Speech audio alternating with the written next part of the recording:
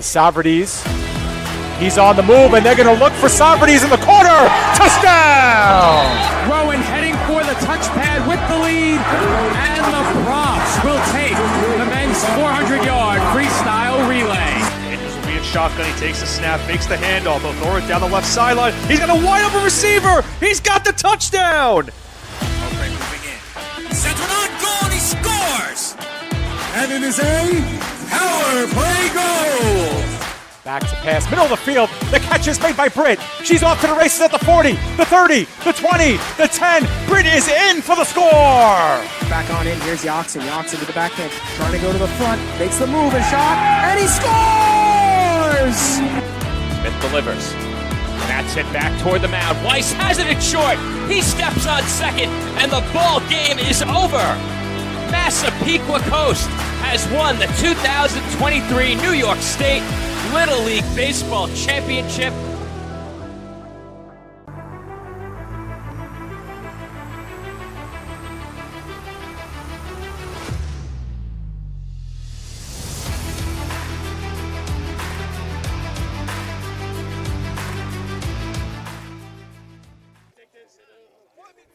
Live from Granny Road Park in Medford, New York, the PDF Sports Network welcomes you into first-round playoff coverage of the Elite Football Alliance. Tonight, the number 3 seed New York Legion visit the number 2 seed Empire State Demon Knights with a spot in the EFA Championship on the line.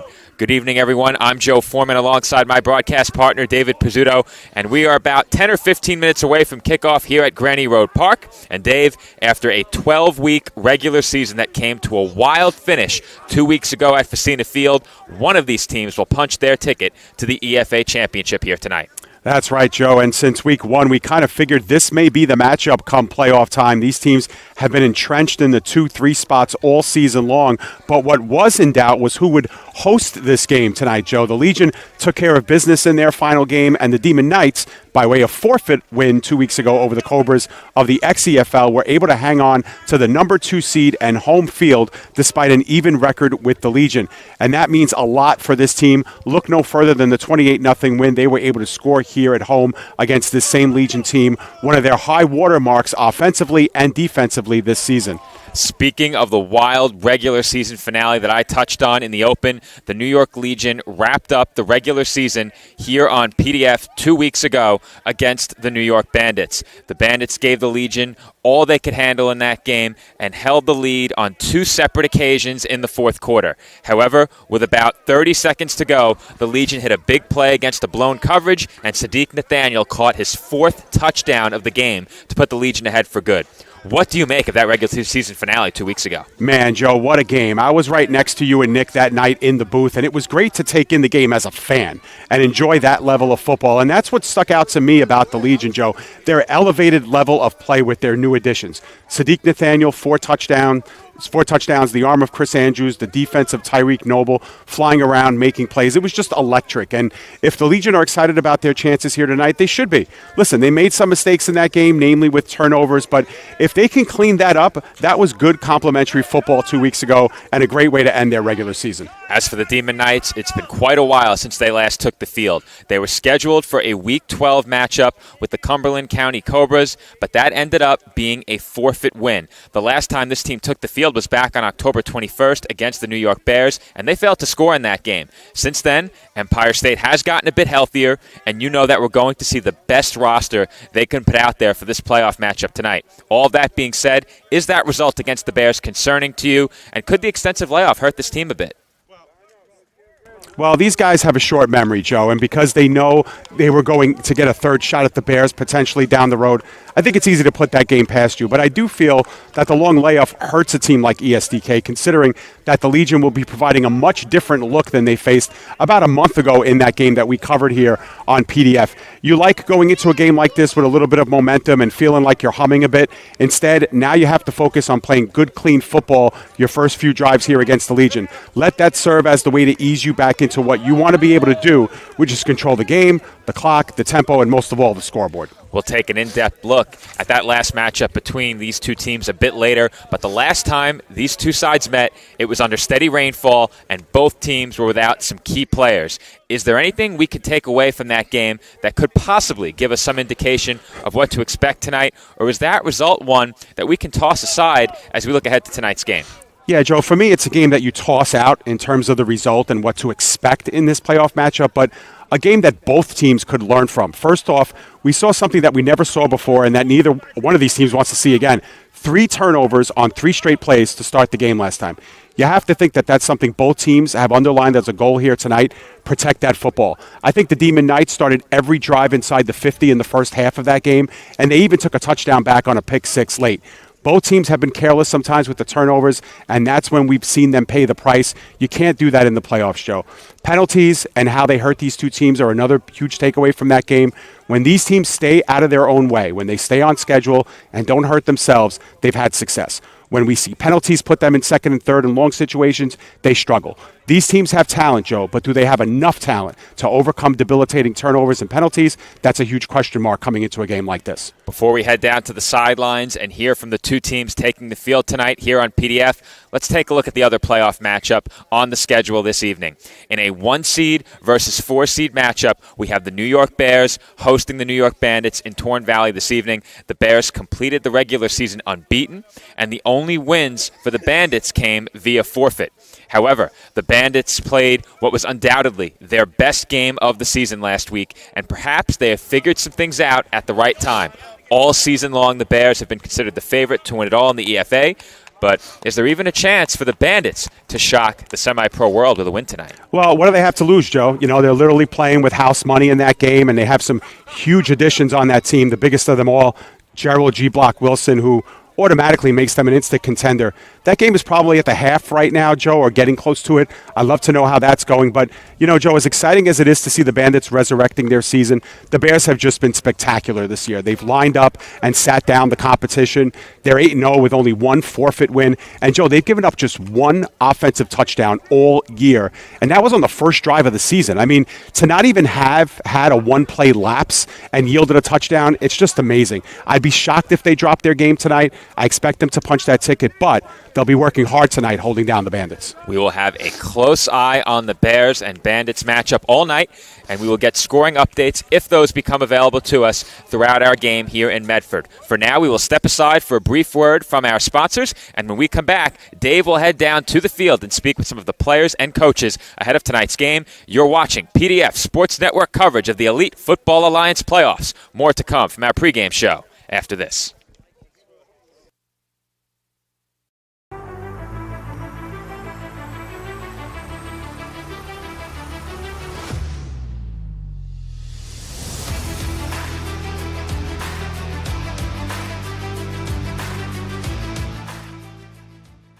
East Coast Trophies and Awards has been serving your awards needs since 1986 and is now a proud sponsor of the PDF Sports Network.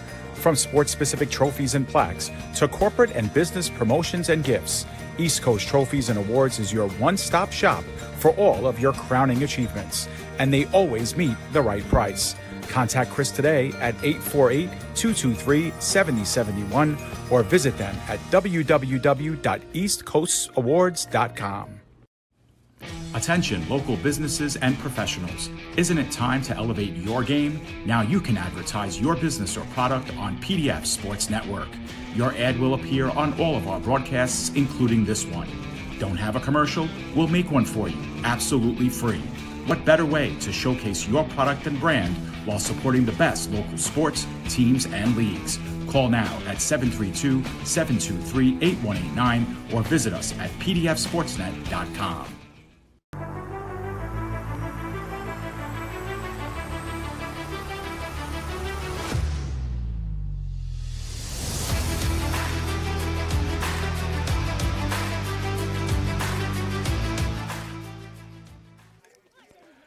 Welcome back to Granny Road Park here in Medford, New York. Joe Foreman back with you for pregame coverage of this matchup between the New York Legion and the Empire State Demon Knights. Right now, my broadcast partner, David Pizzuto, is field level, catching up with some of the key figures in tonight's matchup. We'll get started with Sean Spencer of the Empire State Demon Knights. Okay, Joe, I am here with Demon Knights owner and Demon Knights coach tonight, Sean Spencer. Sean, been an up and down season. The last time you guys took the field was here. Tough loss to the Bears, and that was 3 weeks ago, over 3 weeks ago. Tell me a little bit about the mindset of the team now as we turn the page and start the playoffs. I'm just here so I don't get fined. No. Listen, you're right. It's been an up and down season. It has been tumultuous at best. We've had many games where we expected to win and we either struggled to even be competitive or we didn't win outright. We've had, if you could see, now we're warming up. We have less guys than we had before. It's been, the roster's been up and down, and it has not been a consistent season for us. But with that being said, it's playoffs. Anything can happen in the playoffs, and the guys that have lasted this long are super excited for the playoffs. So I'm going to carry that energy into today's game, and hopefully it takes us past the Legion, who's on a high right now from winning a big game last week. Yeah, absolutely. And talking about, carrying that energy, the last time you faced the Legion, it's a big victory for you guys, but this is a different looking team than you saw last time. You had the benefits of watching them on PDF 2 weeks ago. What are some of the changes that they've made that you have to be prepared for in order to get out of here with a W?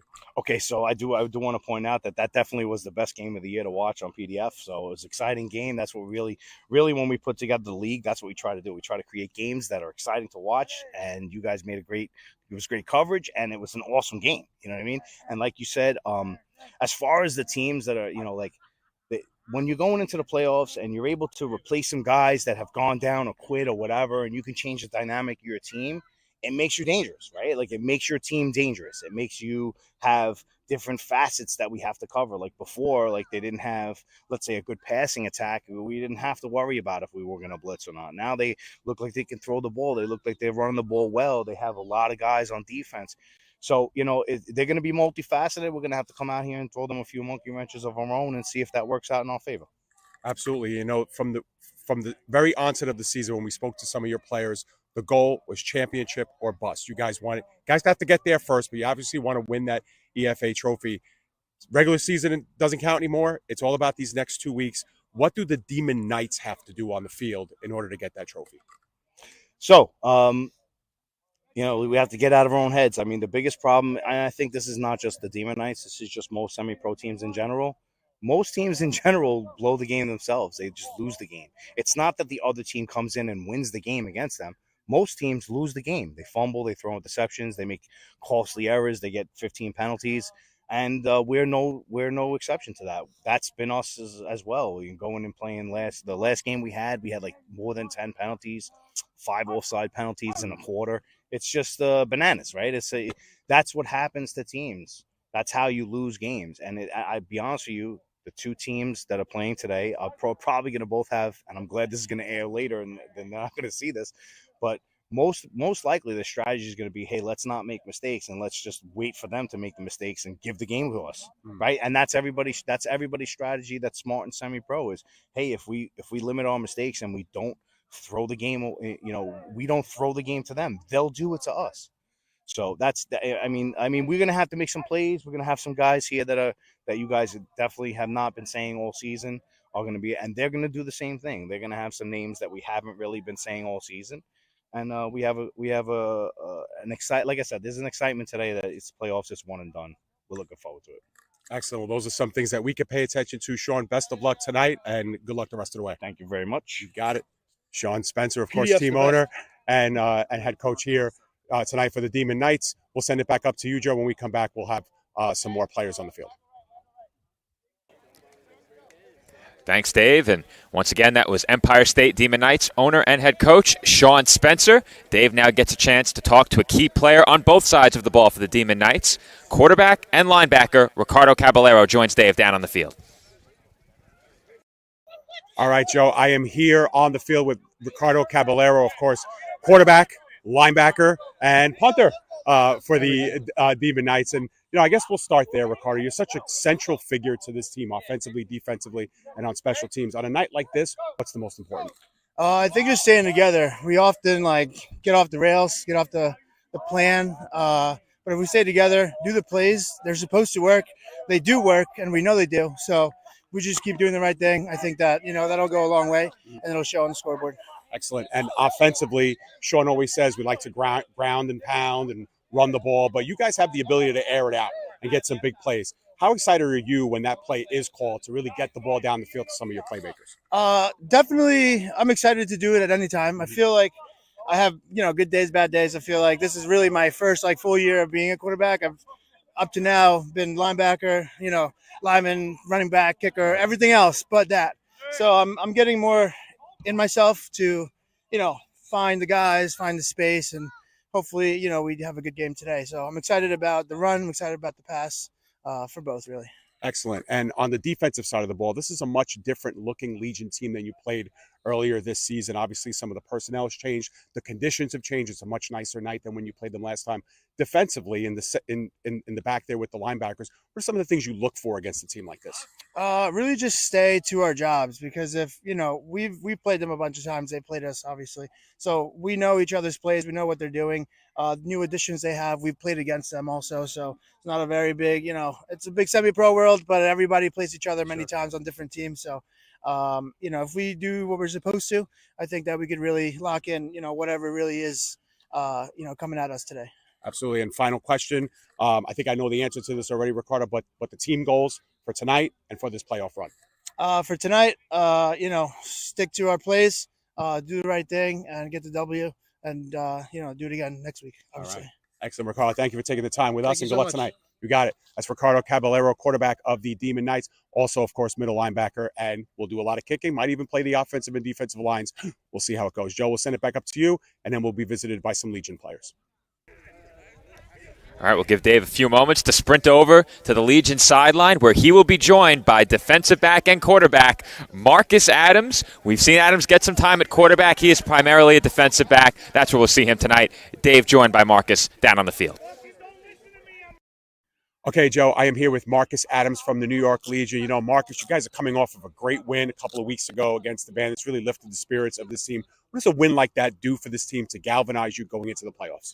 It's all about confidence. So, around this time of year, you want to be clicking on all cylinders. So it's good that we're getting a little bit of extra chemistry. But a shootout like that kind of tests your team heart. Mm-hmm. Shows you what you're made of, and I'm glad we came out with the W.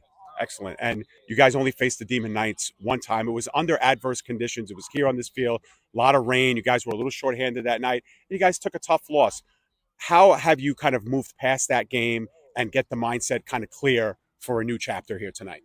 Well, the windshield's bigger than the rearview mirror, right? Mm-hmm. So you always want to look forward. A lot of new faces, so they're they got to get involved and everything like that. But tough loss to the Demon Knights. You never want to lose to your rivals. We play them a lot. It's tough to take that drive and go home on a loss. Yeah.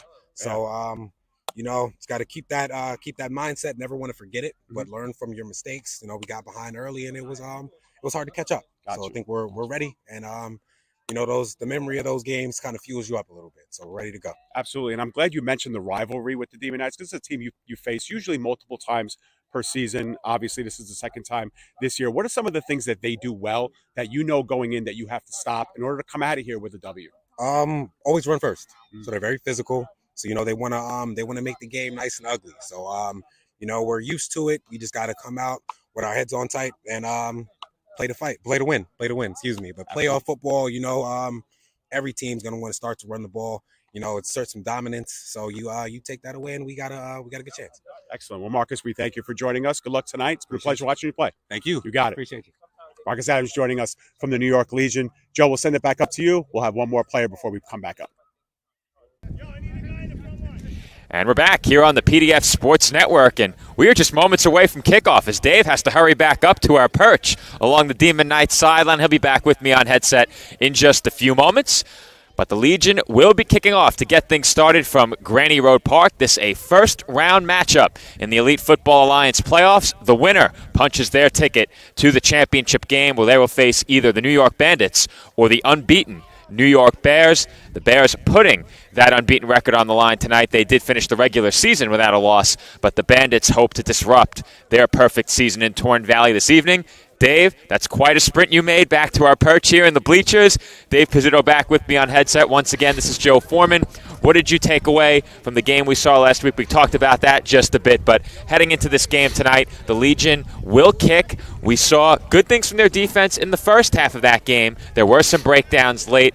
What do you think they're looking to do defensively early in this one? Well, defensively, I think they just have to stay true to themselves, not commit any turnovers, play well up front. We heard Marcus Adams say that the team likes to run the football. They have to keep them honest with the run game, but get ready for anything and anything that comes in over top. And, that's the key. Defensively, you know what the Demon Knights like to do. They want to grind out the game. They want to take away the clock from you. You just got to go and stuff the run, force them to air it out. Force some incompletions, get the ball back for your offense to do some things. And early in games, we've seen the Demon Knights perform very well on the offensive side of the ball. More than once this season alone, they've marched down the field on opening drives and punched it into the end zone. We saw that last year as well. They'll look to do the same here as that kickoff is a bit short. It lands at the 30-yard line and skips into the arms of Christian Grizzle. Grizzle working toward the near sideline, and he is tackled out across the 40. And the Demon Knights will have good starting field position at their own 44-yard line. Yeah, and one of the points that we made, Joe, is that the first time these two teams played, the Demon Knights had excellent starting field position. The entire first half they set up inside the Legion. This is their worst starting field position in any of their first halves against the Legion so far. Just gives you a little bit of an indication on how field position could be a major factor here tonight. And we saw something that you said in your words we perhaps never want to see again. Neither of these teams want to see it again.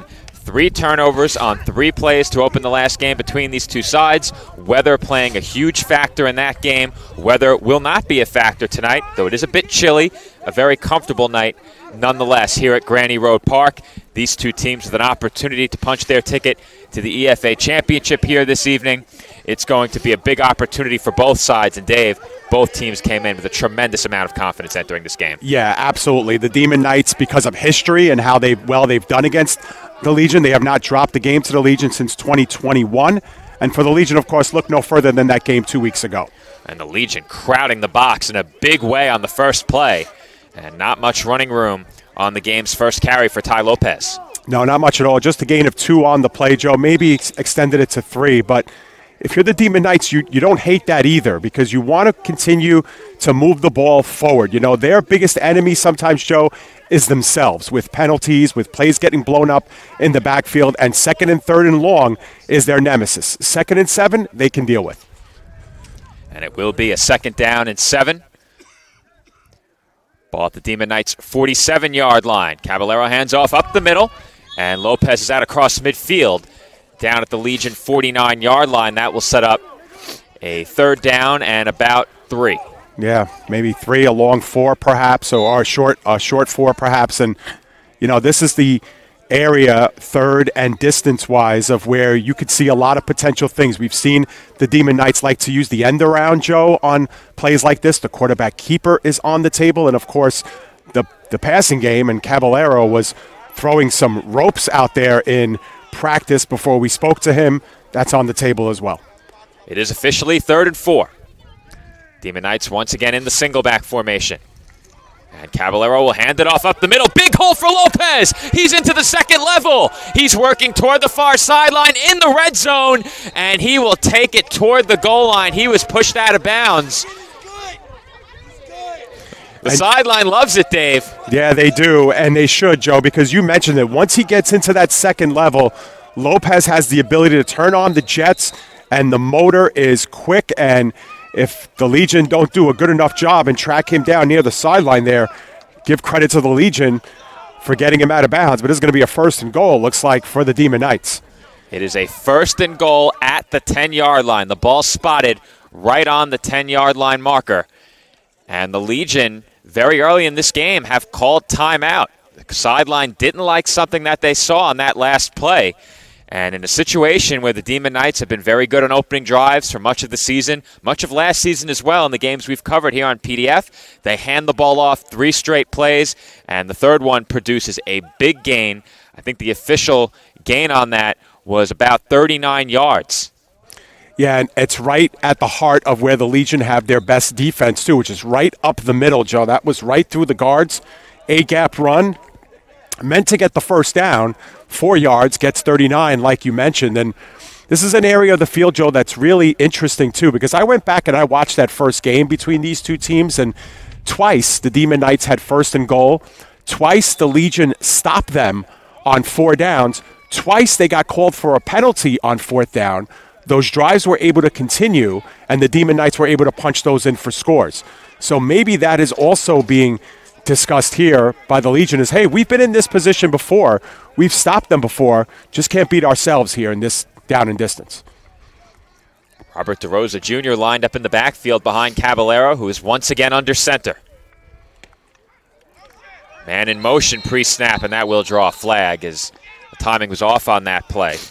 Yeah, and this is something that Sean Spencer talked about in his words with me pregame too, is we constantly beat ourselves sometimes with these penalties, and he believed the last time in that last game against the Bears, they had over 10 penalties in that game, and here's their first, and now it puts them first and goal at the 15 now. So a little bit of a different dynamic here. Coming into this playoff matchup, Sean Spencer identified a few players to me ahead of last week's game that he considered to be the big playmakers for this offense in the passing game. He hasn't had all 4 of them on the field together all season long. He has them tonight. A.J. Ray, Christian Grizzle, Nicholas Spencer, Tyler Sawicki, all in there for the Demon Knights. And in the red zone, Sawicki, a big target for Ricardo Caballero, someone to watch as the Demon Knights line up in the shotgun. Yeah, especially in the middle of the field for Sawicki, and in the corners, Grizzle and Ray making huge plays all year. They love that fade route, and they will throw underneath to Spencer. He makes the catch and is tackled for a short gain. That might have gotten them back to the original line of scrimmage, maybe a yard past it as the ball is spotted at the 9. Yeah, so 2nd down and goal now from the 9. Gets them back the penalty yardage at least, and again, puts everything on the table here on 2nd down. And, of course, if you know the EFA and know the Demon Knights well, you do know that they go without a kicker. So this is 4 downs or bust here once they get in this close. So they'll have 3 more downs to get 9. Officially 2nd and goal from the 9-yard line. 6-yard gain came after a penalty on 1st down. Demon Knights back in the single back formation. Lopez in the backfield. They will hand it off to him up the middle. Nice hole. He barrels his way forward, and he is in for a Demon Knights touchdown. Well, go with what works, right, Joe? And Lopez has been hurting them right up the middle, and that time you could see the right side of that offensive line making a huge hole. I'm sure we'll see the replay in a few moments, but you could see all Lopez had to do was identify the gap that he wanted to run through, and then he had a nice, huge hole right there. Sidesteps a little bit to his left, and clear as day, puts the Empire State Demon Knights up 6-0. He had a great block on that play. Didn't catch who it was who made that block on the replay, but it was a really great block that opened up that hole on the right side of the offensive line and allowed Lopez to find his way into the end zone for the first touchdown of this game tonight. And Dave, the Demon Knights have done it again. Big statement possession on their opening drive, straight down the field, touchdown. They lead 6-0, chance to make it 8-0 with this 2-point try. Once again, Empire State in the single back. Caballero fakes the handoff, and he has nothing but open space in front of him.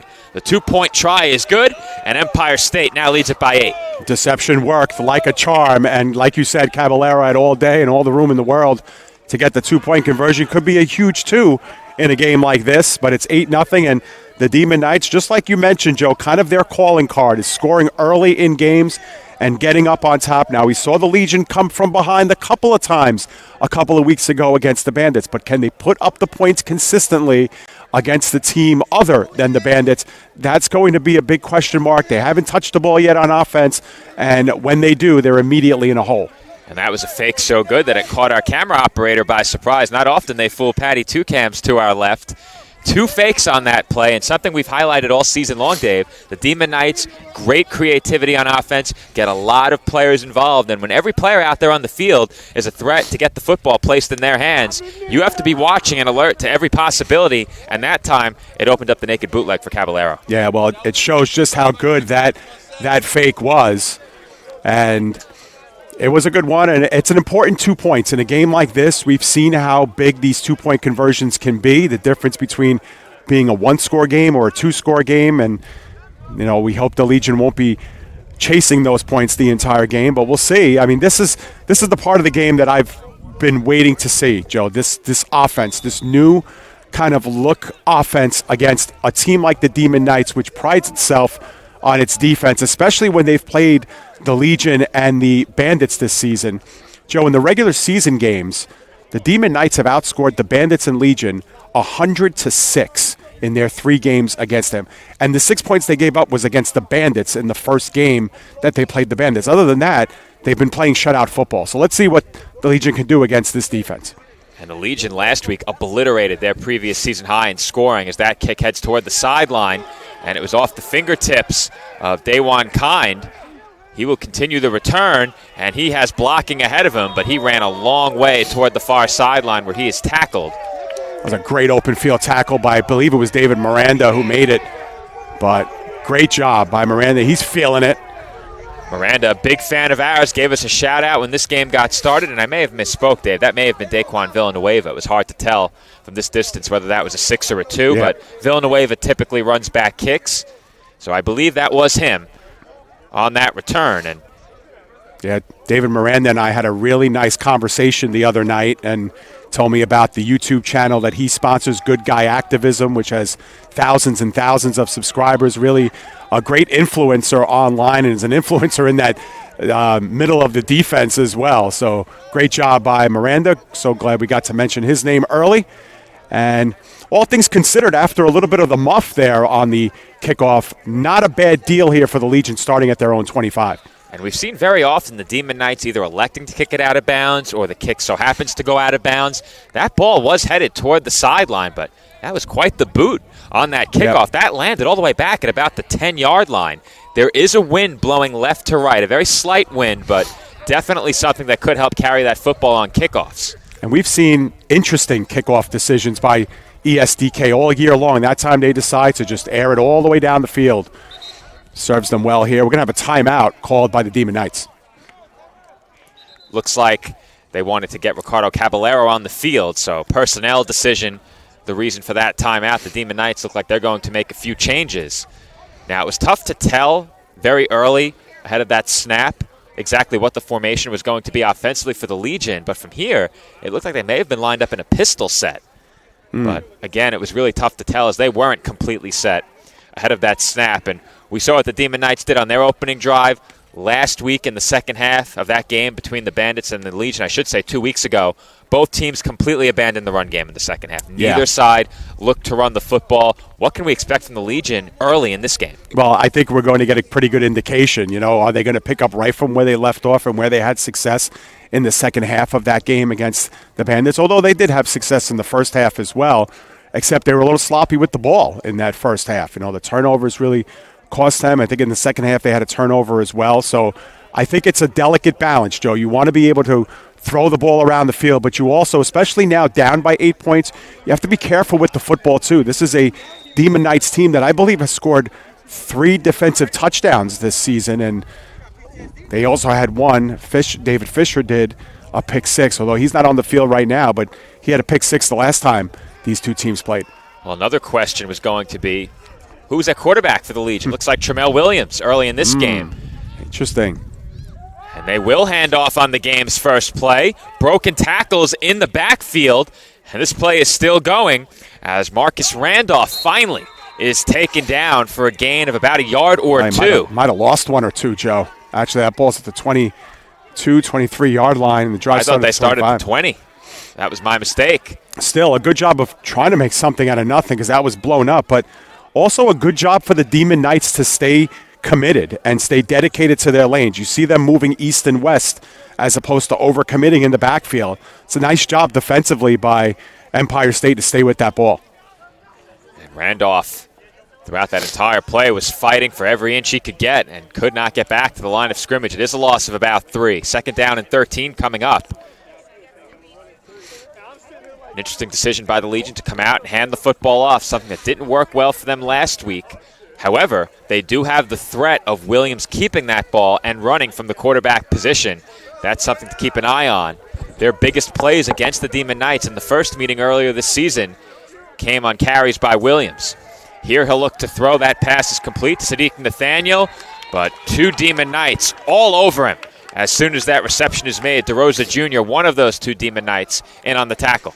Well, after you score 4 touchdowns in a game 2 weeks ago, in a game that the Demon Knights got to watch either at the field or on PDF Sports Network, you know that there are going to be eyeballs on number 12 all game long, maybe even multiple sets of them. And the Demon Knights not fooled there.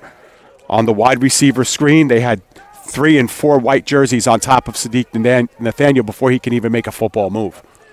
And a big point of emphasis for the Demon Knights, especially the Legion. Don't turn the ball over. Turnovers made that game probably far closer than it should have been last week. The Legion had a nice lead at halftime in that game against the Bandits. They were ahead by a score, but the turnovers really began to pile up in the second half of that game. That allowed the Bandits to ultimately take the lead before the Legion stole the victory in the closing seconds. 3rd and very long here. Shotgun set. Williams will look to run, and he is immediately taken down behind the line of scrimmage for another big loss. Luckney Lambert in on that tackle, and he's been so good for the Demon Knights defensively this season. Yeah, and again, Empire State not fooled. You know, that time Tramel Williams takes it, immediately wants to go to his right side, and you could see it here on the replay. He makes the move. The Empire State Demon Knights go with him, and they follow him across the line of scrimmage. Nowhere for him to go, and we believe that it'll be a 4th down and long, 4th and 22, although it might even be longer than that. I don't even know where the ball is at this point. It's like at the 6-yard line, if I'm not mistaken, Joe? I think it's at the 3. And if that's the case, maybe the ball came out on that play, too. Either way, the Legion will punt, and right now, Lopez is back deep, but is standing at the Legion 35-yard line to field this punt. So I think we're going to have another timeout, though, before any of this. Well, Dave, in the Legion games that we've covered in the past, when they've needed to punt the football, Eric Golden typically has been the punter. He wears number 84. Number 29, Timothy Mazzaros, was standing in the end zone getting set to send that football away. So perhaps a change at punter causing the Demon Knights to creep up a bit in those return spots, but we'll see what happens here coming out of this timeout. The Legion with a start that I think it's fair to say couldn't have been much worse for them offensively, with the exception of maybe a turnover in their own end, but they move backwards on 3 consecutive plays. Meanwhile, if you're the Demon Knights, you love the way you started on offense. You might like the way you started on defense even more. Yeah, 100%. And by my mental mathematics, Joe, this is a 4th and 32 coming up here because the first down marker's at the 35 and the ball's at the 3. So you go negative 22 on your first drive of the game after yielding a touchdown defensively. Man, the Legion are up against the wall right now in a big way because you know, no matter what, the Demon Knights, barring some kind of huge punt and a roll that goes all the way down the field, they are going to have the ball probably inside the Legion 40 or 30-yard line after this kick. Field position always a huge part of these games in the Elite Football Alliance. The team that dominates field position oftentimes dominates the scoreboard as offensive struggles keep you pinned back in your own end for most of the game. There was some early movement on that play, and it looks like the Legion are going to back up half the distance to the goal. Yep. That will set them up at about the 1.5-yard line. Yeah, it was Sergio Mencia who kind of stood up from his guard or tackle position that time, and the Demon Knights came over after that. So just like you mentioned, half the distance. Doesn't change too much. Though I got to be careful with the snap here. Fielding it clean. It looks like they're in a max protect look on this punt to ensure the Demon Knights can't get in. That kick will land at about the 30. It takes a Demon Knights bounce, and the Legion will stop that ball from rolling any further toward their own end zone. And Dave, Empire State will start at about the 26-yard line of New York. Yeah, and all things considered, that's not a bad result after that kick. Now, granted, they would have liked to have had the bounce go their way. It kind of went against them there, but the Demon Knights are going to have the field just outside the ball just outside the red zone here. And a big spot for this Legion defense who were really unable to stop Ty Lopez right up the middle. And we'll see if the Demon Knights go right back to that. I would imagine they would, Joe. The way this team likes to run the football, I think they're just going to feed the beast right now. And Dave, it's abundantly clear early in this game through just the first couple of drives, if the Legion are going to keep this game close and have a chance to come away with the win, they are going to have to stand strong defensively, backed up in their own end of the field, especially in those goal-to-go situations. Lopez bounces this carry to the outside. He is blocking down the field, and he is tackled inside of the 15-yard line of the Legion. It will be. They're going to move those chains. That will be a first down. Yeah, and this, obviously we say it so many times. This plays into the strength of the Demon Knights. This is what they want to do. They want to deflate the football. They want to run heavy. They want to wind that clock down, which I believe we're coming towards the end of the first quarter here, Joe, because that first drive took a lot of time off the clock, and this is their brand of football. And when the other team knows that you're probably going to run the football and you can still run it, that says a lot about your offense. And the Demon Knights early in this game have shown what they can do on the ground. This time they're in the shotgun. Handoff goes to Lopez once again. He's racing toward the 5-yard line where he is tackled. Looks like he might have been down at about the 6. Either way, that moves the Demon Knights even closer. Yeah, good open field tackle by Darren Glover, who got there a little bit late but was able to kind of track Lopez down. But after running the ball effectively right up the A-gap, now they decide to go left and bounce it outside a few times, and they've had success there as well. It will be second down and short from about the 6-yard line.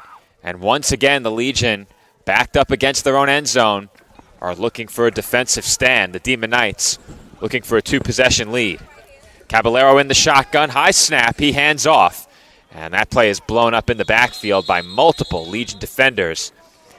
Looked like number 87, Dylan LaCroix, was among the first into the backfield. Yeah, I don't believe that was Lopez on the carry. So the first non-Lopez carry of the game, that might have been Christian Ramsey or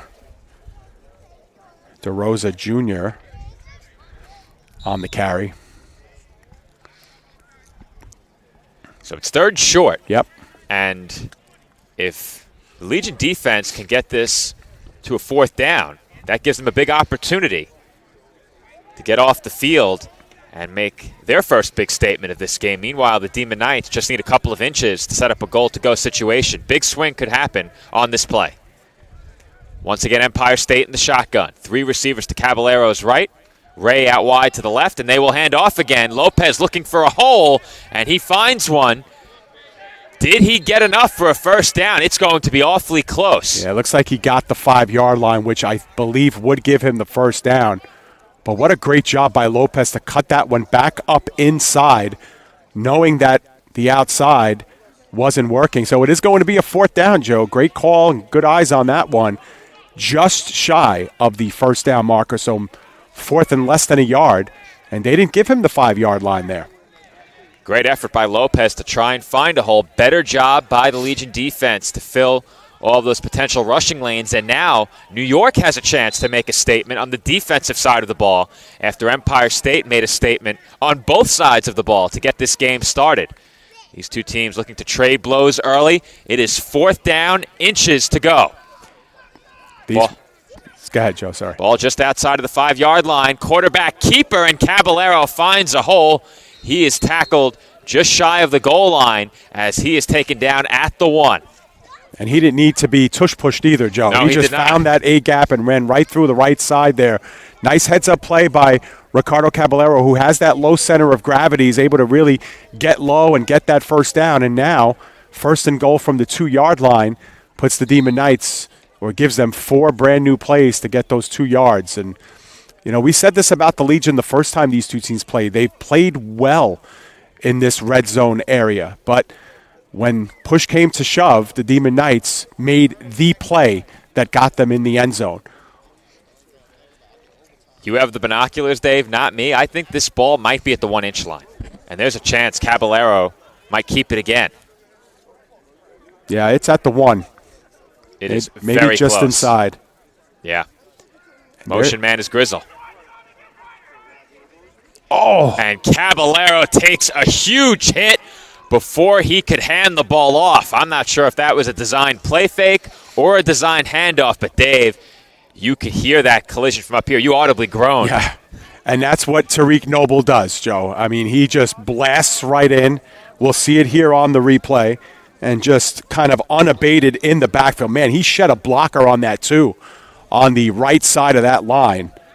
And if we get maybe another chance to see that maybe slow down a little bit, you could see him coming in on the left side, just blow right by a block on the right side of that line and blow it up. And now the ball's just outside the 5-yard line. So changes the dynamic once again.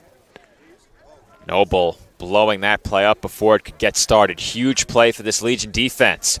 Can they capitalize? It is goal to go, 4-down territory for the Demon Knights without a kicker. They have 3 more shots at the end zone, barring a penalty. Caballero once again in the shotgun. He will send Lopez to his left. Once again, 3 receivers to the right. That is Sawicki wide left. Opportunity for a potential fade here to the big man.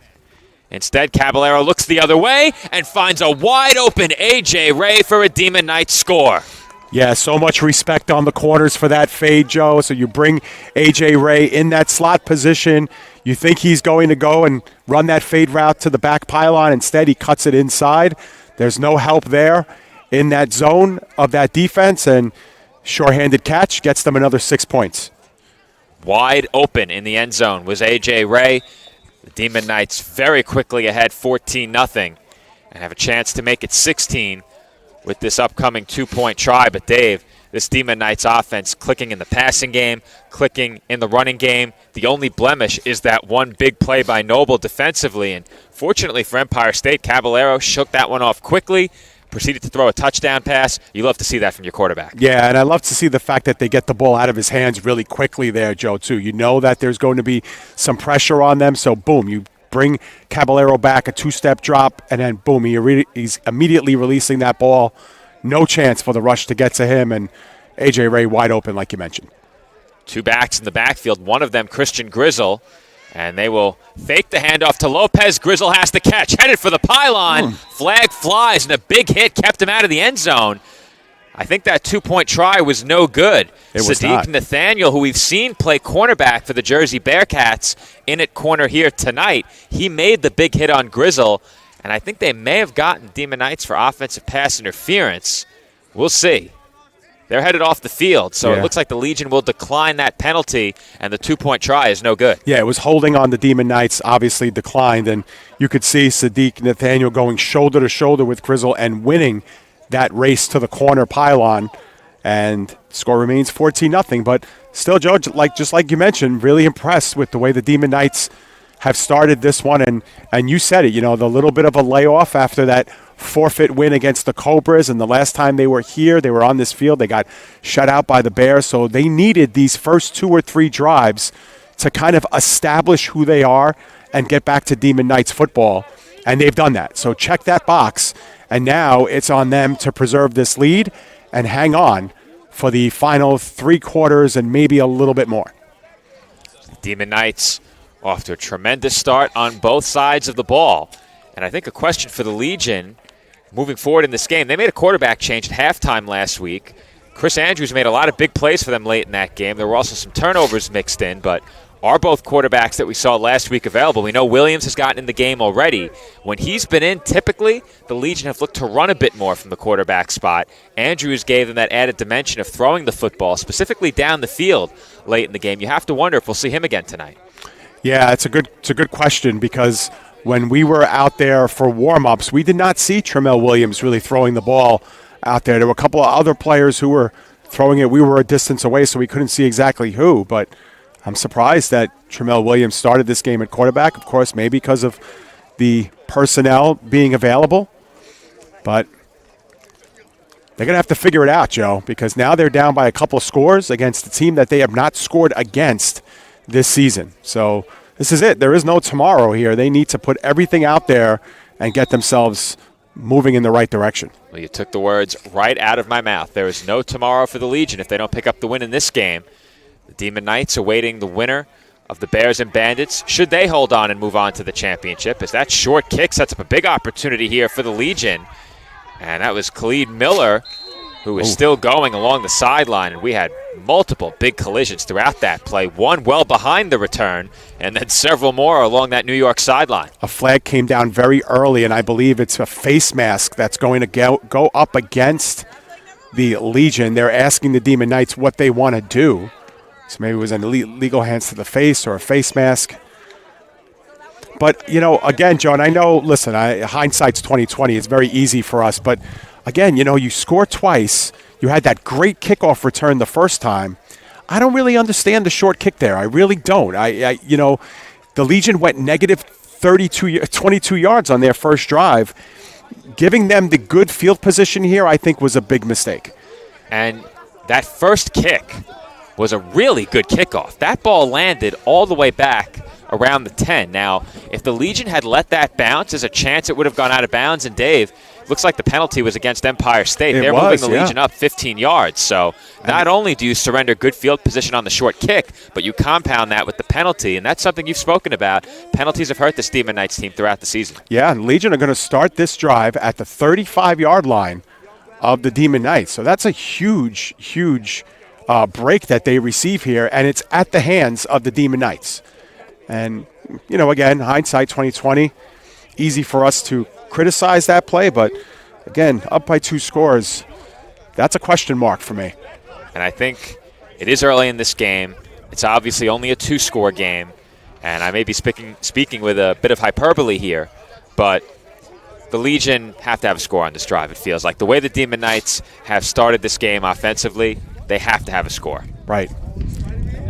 And to me, they tried to run a couple of times, as we are going to have a timeout here by the Legion. And is that all 3, or did the Demon Knights call a timeout previously? What? Yeah, I think both teams are down to 1 timeout, I believe. There was a timeout that we didn't really account for. I think early the Legion did. I think our tally is correct. The Demon Knights definitely called a timeout to make changes with defensive personnel. The Legion called a timeout after the big carry by Lopez earlier. I think Andrew has it right. I think it's 2 timeouts Empire State, 1 timeout New York. All right. The third timeout I had forgotten was called by the Demon Knights to get the correct personnel on the field. So the Legion have 1 left. We're still in the first quarter.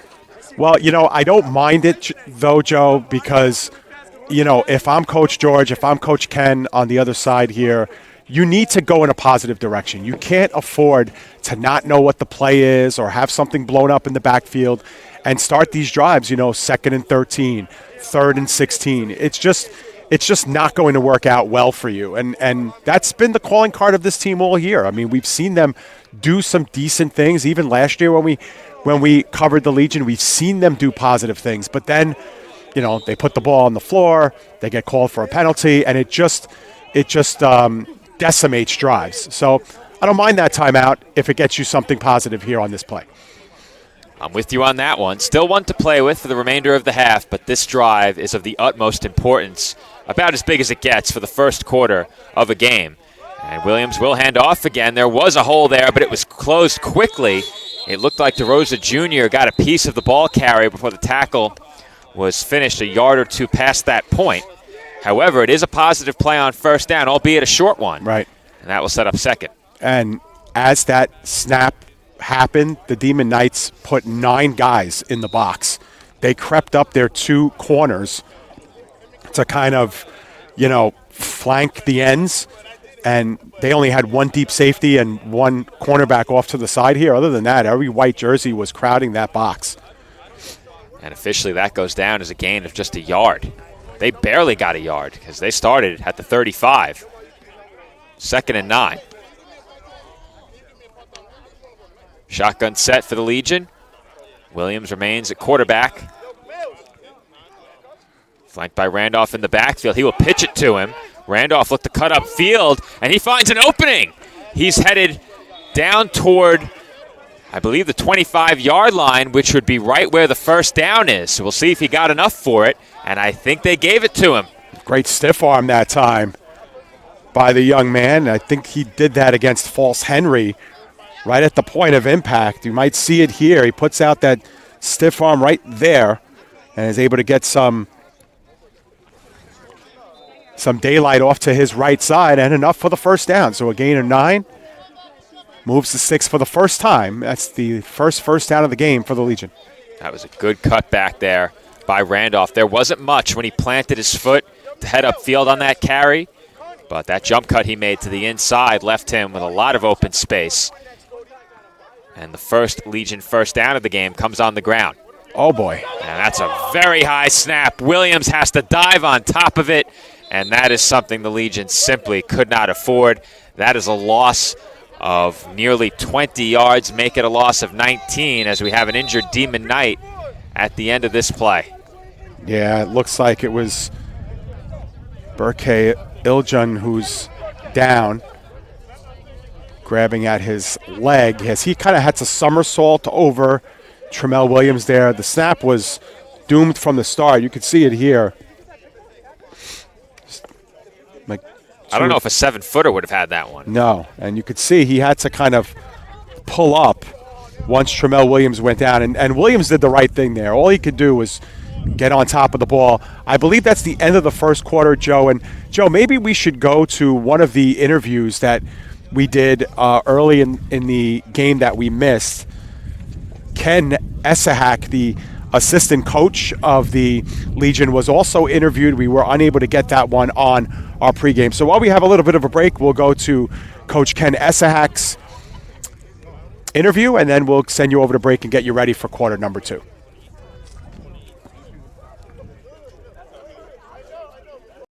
Okay, Joe, I am here with Ken Esahak, the assistant coach of the New York Legion. And Coach Ken, this is the second time you're facing the Demon Knights this season. Of course, a much bigger game, playoff football. What's the mindset of the team and the coaching staff coming into a game like this? Right now, we have a lot of confidence. We had our final game of the season 2 weeks ago, and it was a really very good game. We came back. We scored between the two teams 3 touchdowns in 2 minutes, and we won. Yeah. They're very confident. I wish they were all here so we could be here, the whole team. But we feel good about the game, and we've got some talent this year. Yeah, absolutely. And the opponent is a familiar one. The Demon Knights is a team you play usually multiple times in a season. Kind of know what they do well. What do you have to do against them well in order to come out with a win tonight? One of the things is we have to keep our heads in the game. Their coach likes to try and distract the other team. And we have to not make mistakes, fumbles, and doing the wrong coverage, some things like that. Okay. And I know the coach, Sean, the owner there, for since like 1998. Their first game ever was against the team I was coaching at that time, and we beat them. But Sean's a good friend. Absolutely. And you know what? The Legion come into this game. Obviously, everybody's 0-0. Everybody's trying to get to that championship game. What kind of chances do you give your team tonight to really not only win this game, but then give either the Bandits or the Bears a great game in 2 weeks? I never expect to not win. And that's what when I speak to the players, I always go to win. If I don't think I'm going to win, there's no reason to go play the game. Okay, and I think that's the way it's going to be. And I have great confidence. We played the Bears twice. They beat us both times, but we didn't have the personnel. Right. We really weren't together. We played shorthanded both times we played them. Bears are a very good team. They're undefeated for a reason. That doesn't mean we're not going to beat them if we get there. All right. Well, Coach Esahak, it's a pleasure talking to you. Good luck tonight, and hopefully we'll see you the rest of the way. Okay, thanks. All right, you got it. Coach Esahak from the New York Legion joining us here before pregame. Joe will send it back up to you upstairs. And we are back from Granny Road Park, where Berkay Ilgun was helped off the field. And the injury did not look good when it happened, but right now he's seated on the bench and is smiling. So it appears that he is okay, but he was helped off the field, had to be carried off. And I don't think he's put any weight on that leg since going down. But I think given how that replay looked and how it looked in live action, we have the best possible outcome. Yep. And he appears to be in good spirits on the bench. So they'll attend to him on the sidelines, and the drive will continue for the Legion with a change at quarterback. Chris Andrews has entered the game to start the second quarter. All right. And that was a huge loss. So lost in all that after the bad snap. Second down and a mile. It's 2nd and 29. Andrews right on it. Short throw left, complete. Miller still on his feet, trying to fight for some extra yards. He's finally taken down in the midst of a gang tackle. That will be a gain of about 3 or 4. Yeah, I was going to say that's a very eventful gain of 4. But again, when Andrews comes onto the field now and starts slinging it, all of a sudden, instead of taking that first step forward or the first 2 steps forward, now you have a defense that's taking a couple of pedaling steps, getting ready to see because he could throw it down the field. He's going to need to here. Third down. And what do we got, Andrew? 25 yards. So last year we spoke about it many times. They've cleaned it up really well this year, but last season the Demon Knights had a lot of breakdowns in the secondary. They were good defensively for the majority of most games. It was those big plays that really hurt them last year and took them out of some games that were otherwise close, specifically against the New York Bears. They cannot afford that kind of breakdown, and we saw the Legion on the other side of a defensive breakdown last week, benefiting in the passing game. They're hoping for a big play here, or at least a big enough play to make it a 4th down and manageable. Well, we've moved the marker, so it's 3rd and 30, Joe. It's going to be a free play for Chris Andrews. And he does get away to his right, and spikes went into the ground. There was nobody open. Yeah, had to throw it across his body that time, but he did have a free play. The Demon Knights went offside, and now it'll be a 3rd and 25. The first down marker is at the 15-yard line, so that's where they have to get for a first down. So they lost even more than we thought. Yeah, they did. So here you hear the wind over our microphones. Oh, yeah. It is blowing left to right. So at the back of the Legion right now, at the very least, it shouldn't hurt them much in the passing game. It's beginning to get a bit colder out here in Medford. Shotgun set for the Legion, and they will look to throw. Andrews had some time, throws over the middle, and that's caught.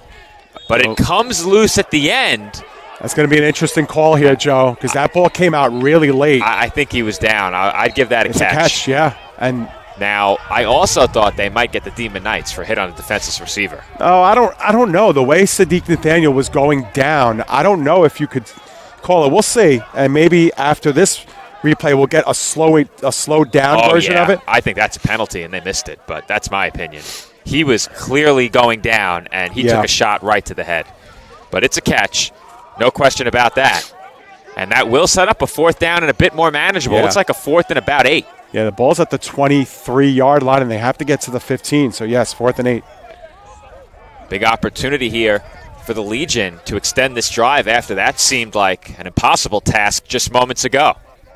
4th down coming up, New York in the shotgun. Andrews rolling to his left. Still rolling. Late flag is out. He's on the move. He dives for the first down. I think he got it. He got it, but I'll tell you who else got it was the call for Ian Boyer. He was being held, and he looked right at the official, holding up his hand, saying, "Where is that flag?" And the official reached into that back pocket and threw it. And he had a case. You could see it in the middle of your screen here.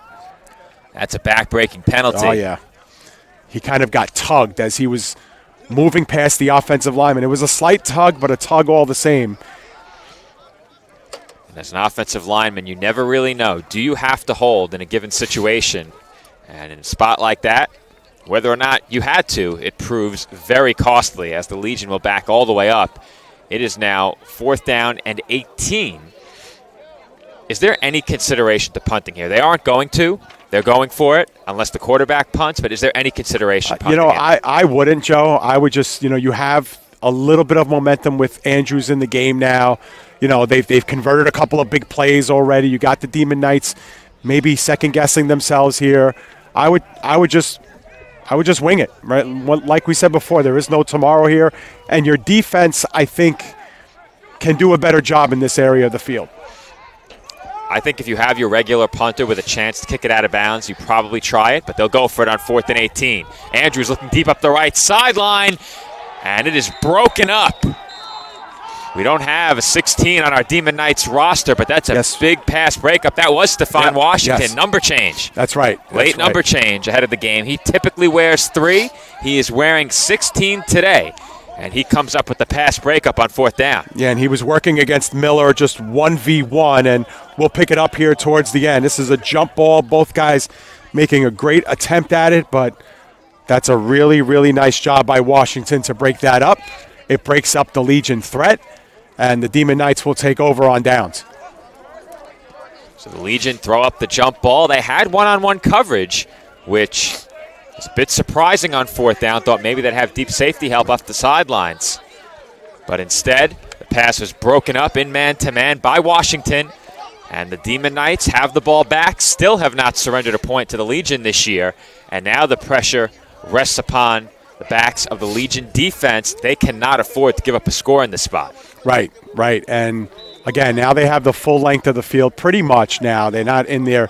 Remember, their second drive that the Demon Knights scored on, they started at the 25-yard line of the Legion. So Legion defense has to feel like, look, they have to drive the length of the field from us. We learned our lesson the first drive. Let's see what we can offer here as they crowd the box. Look how many guys in the box. Fake handoff out of the backfield. Grizzle has it, and there is nowhere to run for Grizzle. He's taken down for a loss. Yeah, and the Legion came out with the ball. They felt like Grizzle lost the ball, but he was ruled down. And, we have seen a couple of times Lopez get the edge on some of these runs. But Christian Grizzle, a couple of carries for him now. He has not been able to get that edge. So give credit for the Legion players staying at home and making the play. That will set up 2nd and long for the Demon Knights offense, and they've had their way on the ground all game. The Legion coming up with a big play against the run there defensively, and they'll need more of that, forcing Empire State to put it in the air and giving their defense a chance for some turnovers. But the Demon Knights will hand off again up the middle, and the Demon Knights swallowed up a huge pile up there.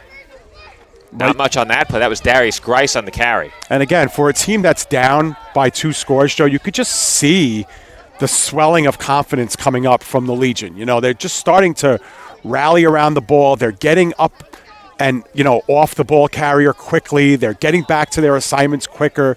There's just a little bit more to their step right now. And I don't know if it's because Andrews came in at quarterback or maybe the rest of their team got here that arrived here late, but they just look like a fresher team right now. And I will tell you, Dave, the traffic today was horrific. Talk about that. Horrid out there. Rough ride in. Handoff again by the Demon Knights, and they play it conservative as that whistle came early. Yep. Great effort on the carry there to fight for extra yards by Grice as he gets into it. Look at this. And I think that's a personal foul on the Demon Knights. Yep, and this is exactly what both coaches. Now, we didn't get to talk to Coach George, but one of the things he told us off camera for the Legion was, we got to stay away from penalties. We got to force them to take the penalties. Now, the penalty is a personal foul. Both have offset. It'll be 4th down. And the Demon Knights, we would expect to punt here on 4th down and 9. I don't think there's much of a doubt about that unless they have that much confidence in their ability to shut down this Legion offense. Dave, Caballero can punt it, but they have offensive personnel out there right now. Yes, and he can punt it from really where he's standing. So he doesn't need to run into kicks, which I think is his strength as a punter. Most punters need, to go into their punts or run into their punts. He does not. And now finally the Legion brings somebody back to field this punt. It's a good one. That ball punted out to about the 30-yard line where it's muffed and covered up. Deshaun Small covered it, then got up and proceeded to carry it forward for a couple of yards. And I thought he made a fair catch sign right at the very end there before he muffed it, but then he got up and started running with it. Either way, the Legion avoided disaster there, as you could see again. Did he call for the fair catch? No, he did not. So, listen, if you're a Legion fan defensively, you could not have asked for anything better. 3 and out, you only allow 1 yard on that, and you give the ball right back to your offense after, your best offensive drive of the game. Of course, it was hampered by that huge loss on 1st down where they had the snap go over the head of Tremel Williams. That was a loss of 25 yards on 1st down. Kind of derailed that drive.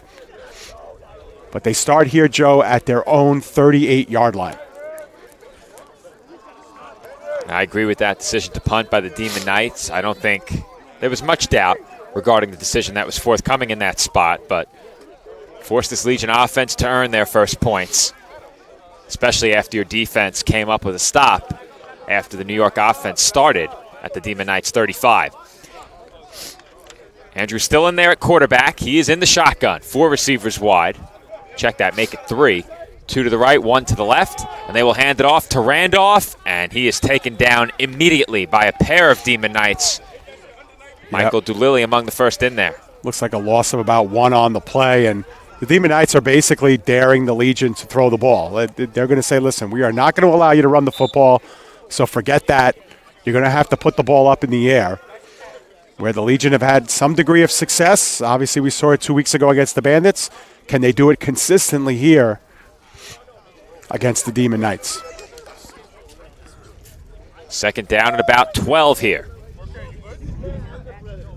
Once again, the Legion in the shotgun. Randolph in the backfield to the right of Andrews once again.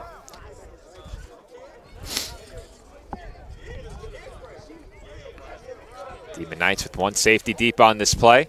As Andrews will look to throw, he looks left and throws that way. It's complete. Once again, the catch made by Miller, and he's tackled about a yard or two shy of the 40. That will set up a third down and about 5. Joe, we have a scoring update from the Bears and Bandits. They are at halftime. Bears 35, Bandits nothing. All right.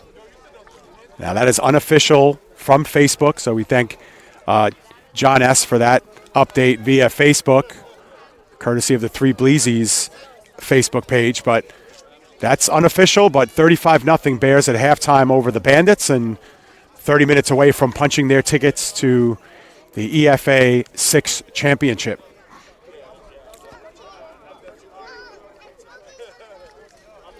Once again, the Legion in the shotgun. Third down and manageable here. Again, about 5 yards to go for a first down. Likely 4-down territory for New York. Andrews is looking to his right. The pass complete to Sadiq Nathaniel. Nice move to avoid a tackle. And Nathaniel has the first down. He lost the football at the end of it, but he was out of bounds. And the Legion have that first down right at the midfield marker. He got absolutely popped by Darius Grice right on the sideline as he was going out of bounds. They both had a few words after that play. You could see it here. It happens right in front of us. But give credit for Sadiq Nathaniel to continue to get up from some of these huge punishing hits, and that first move gets them the first down. What a difference. What a dynamic difference some of these playmakers can make on the field. So they officially spot him short of midfield at about the 48. And that ball came flying out at the end of that play as a result of that big hit that you mentioned by Grice. Grice at the slot cornerback spot right now on the right side of the field. Legion in the shotgun once again. They will send Vaughn Gooding in motion and will hand off up the middle. And Randolph this time reaches the 50 where he is tackled for a gain of 2. I like that play, though, Joe, for the Legion, because it tells you that they're still committed to trying to run the football. The Demon Knights can't just throw their guys back and guard against the pass. They have to still continue to be honest there at the line of scrimmage and respect the run game. And whenever you could just plow ahead for a couple yards, that's a win for the Legion. You just don't want to go backwards. You don't want to fall victim to the penalty. Second down and 8. Legion have not departed from this 3-receiver shotgun look. High snap brought down by Andrews. He throws left again. It is complete to Miller. Miller makes a man miss and then makes a second man stumble, but he is taken down out across the 40. And Dave, all of a sudden, this Legion offense is building some momentum. Right, and it's all because you have to respect the playmaking ability on the sidelines by Miller and Nathaniel. So if you're going to, play bump and run, or if you're going to hit them at the line of scrimmage, they can blow right by you, and it could be a huge play down the field. So you have to respect what they can do. You have to give them some yards, 5-6 yards past the line of scrimmage, and then you just, make the quick and easy tosses and have them make a play or two, and the next thing you know, your sticks are moving again. Another first down for this New York offense. They remain in the shotgun and will once again motion Gooding to the left.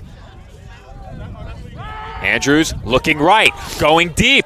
Nathaniel was there, but so was Tavion Johnson, who broke up that pass and nearly came away with the pick. And Johnson should have had that one, Joe. He was playing it like a center fielder in baseball. He ran right under it, had both hands up to make the catch, and it just went right through them.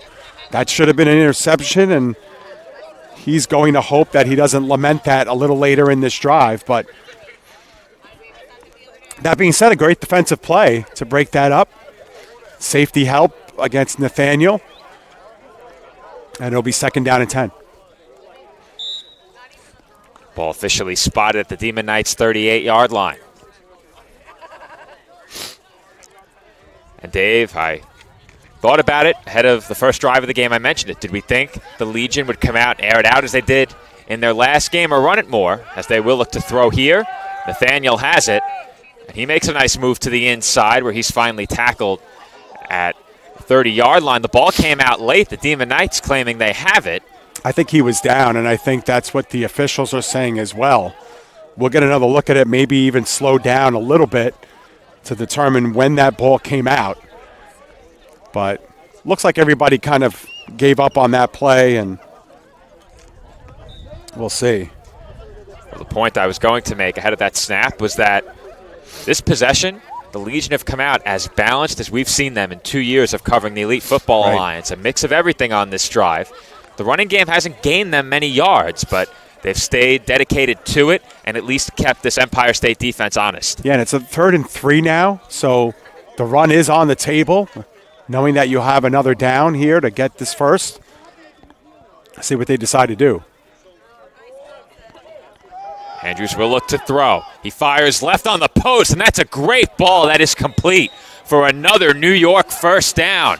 Everything great about that play, Joe. The throw was great. The catch was great. The coverage was good by Washington. So it's just a well-executed play. And Andrews knew exactly where he wanted to go with that ball as soon as he got it. Look, that one look, and boom, he put it right on the numbers, or number, of Miller.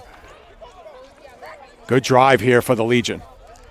The Legion now marching down the field. This drive started in their own territory at about the 30. They are now in the red zone. Quick whistle, and could this be a timeout? Yes, indeed. It's timeout taken by the Demon Knights, and that'll be their 2nd according to our count.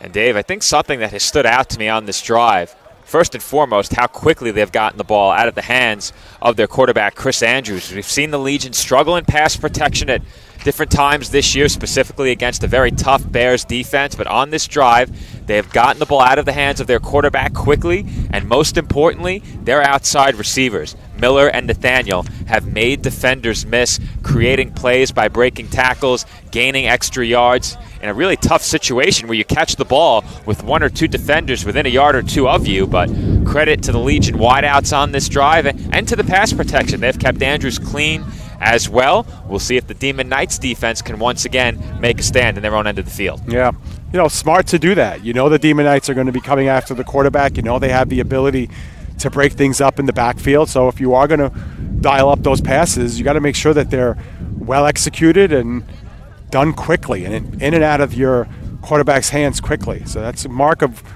good coaching and wise decisions there by Andrews with the ball in his hand. And he hasn't, what I like about Andrews, Joe, is that he's very decisive of what he wants to do. He's not dancing around in the pocket. He's not thinking about tucking it down. If he's going to throw that ball, he's going to make a decision and throw it. Looks like they have Nathaniel one-on-one on the outside on the left. Though there is some safety help over there. DeRosa Jr. in the area, creeping in that direction. They now motion Williams to the left. High snap, brought down. Randolph made a man miss in the backfield, but he is tackled for no gain on the play. Yeah, so not much at all on that play if he did get back to the line of scrimmage, but actually good to get back to the line because that snap was not good. We saw a high snap doom the Legion earlier. Yeah, and Randolph was able to just get that from the hands of Andrews, who had to reach up, grab the ball, bring it down. So not an easy play, and 2nd and 10, you live to see another day. They gave him a foot or 2 on that last snap, so a positive play. And that's something the Legion have done a good job of avoiding on this drive. Negative plays. They need to continue that here in the red zone. The Legion do get the ball to start the second half. That's another bad snap. Throw to the right corner of the end zone. Nathaniel tips it. Did he hold on? No, he did not. He nearly tipped it to himself, but could not bring it in as that ball popped up in the air and fell incomplete. Yeah, but nice job by Nathaniel. He kind of boxed out the cornerback on the play to give himself a chance to kind of reach up and grab that and kind of bring it down towards him. He was well covered. Give the Demon Knights credit. They were all over Nathaniel, and somehow, some way, he almost made that catch. Now a 3rd down and 10. Big decision here for the Legion. Jersey was tucked into the pads, but I do believe in coverage that was number 12, Robert Calhoun. I don't think he could have been in better position on that ball. Yep. Nathaniel almost made a great play, but Calhoun up to the task. 2 number 12s battling on the outside. 3rd and 10. Legion in the shotgun. Andrews looking right again, fakes and throws, and it's underthrown and picked off. I think that was Fisher with another. Yep, that was Fisher all right, and he's had big days against this Legion team. He's got 2 pick sixes this year for the Demon Knights, and he interrupts that good drive by the Legion and ends it there. And I think you said it right, Joe. It was underthrown. He had him open. He had him. If this was lofted towards the back of the end zone, that's probably a touchdown. Instead, he threw it on a rope, and it was picked off. Nice job all the way around for Fisher. It's hard to tell if that was a gamble by the defender that paid off or a bad decision by the quarterback, because if he puts that ball toward the back corner of the end zone, it's probably complete. If the route concept is a simple out along the goal line to try and get you that touchdown, then of course Williams is going to flatten that route out along that goal line, and the option really isn't there to throw it to the back corner of the end zone. So it's tough to tell from our vantage point and on that replay what the route concept was, but either way, the ball is intercepted by Fisher, who feasts against this Legion offense. Yep. We saw him with the pick 6 last time in the rain, and that helped clinch that game in the victory over the Demon Knights, or I should say victory over the Legion earlier this year. Empire State takes over deep in their own territory. Still an opportunity here for the Legion defense to make another big play. Caballero under center, utilizing the hard count there as they will hand off up the middle, and not much there, if anything, on that last carry. And really, since the opening drive of the game, Joe, the rushes up the middle haven't worked for the Demon Knights. The Legion have really done a nice job of bottling that up, and Demon Knights have had a little bit of success running it off tackle, especially on that second drive where they scored the touchdown, and the 2-point conversion on that first drive was off tackle as well, but that hasn't worked so far. 2nd down and 10. Legion feeling pretty good here defensively on these last couple of drives. Empire State in the single back once again with Lopez in the backfield. Handoff goes to Lopez, and that's a nice gain. Did he get enough for the first down? And I don't think he did. He looks like he's about a yard or two short. Yeah, nice hard yards that time, hitting that hole with some purpose. And, lost in all of this, too, is that the clock, which has to be coming towards the end, and we have a whistle, and this could be the 2-minute warning. I believe it is. 2 minutes, yeah. Yeah, the clock has really been running almost throughout here. It'll stop, obviously, with that, and the Legion with 1 timeout remaining, Joe, if they get a stop here on 3rd and short, it's a decision here to stop the clock via timeout. I think you have to. I think you have to. Yeah. I think you have to, especially with Empire State possessing the ball this deep in their own end. I don't think they'd go for it. Yeah, we have 3rd and 2 here, but we kind of lost the first down marker. I think it's 3rd and very short.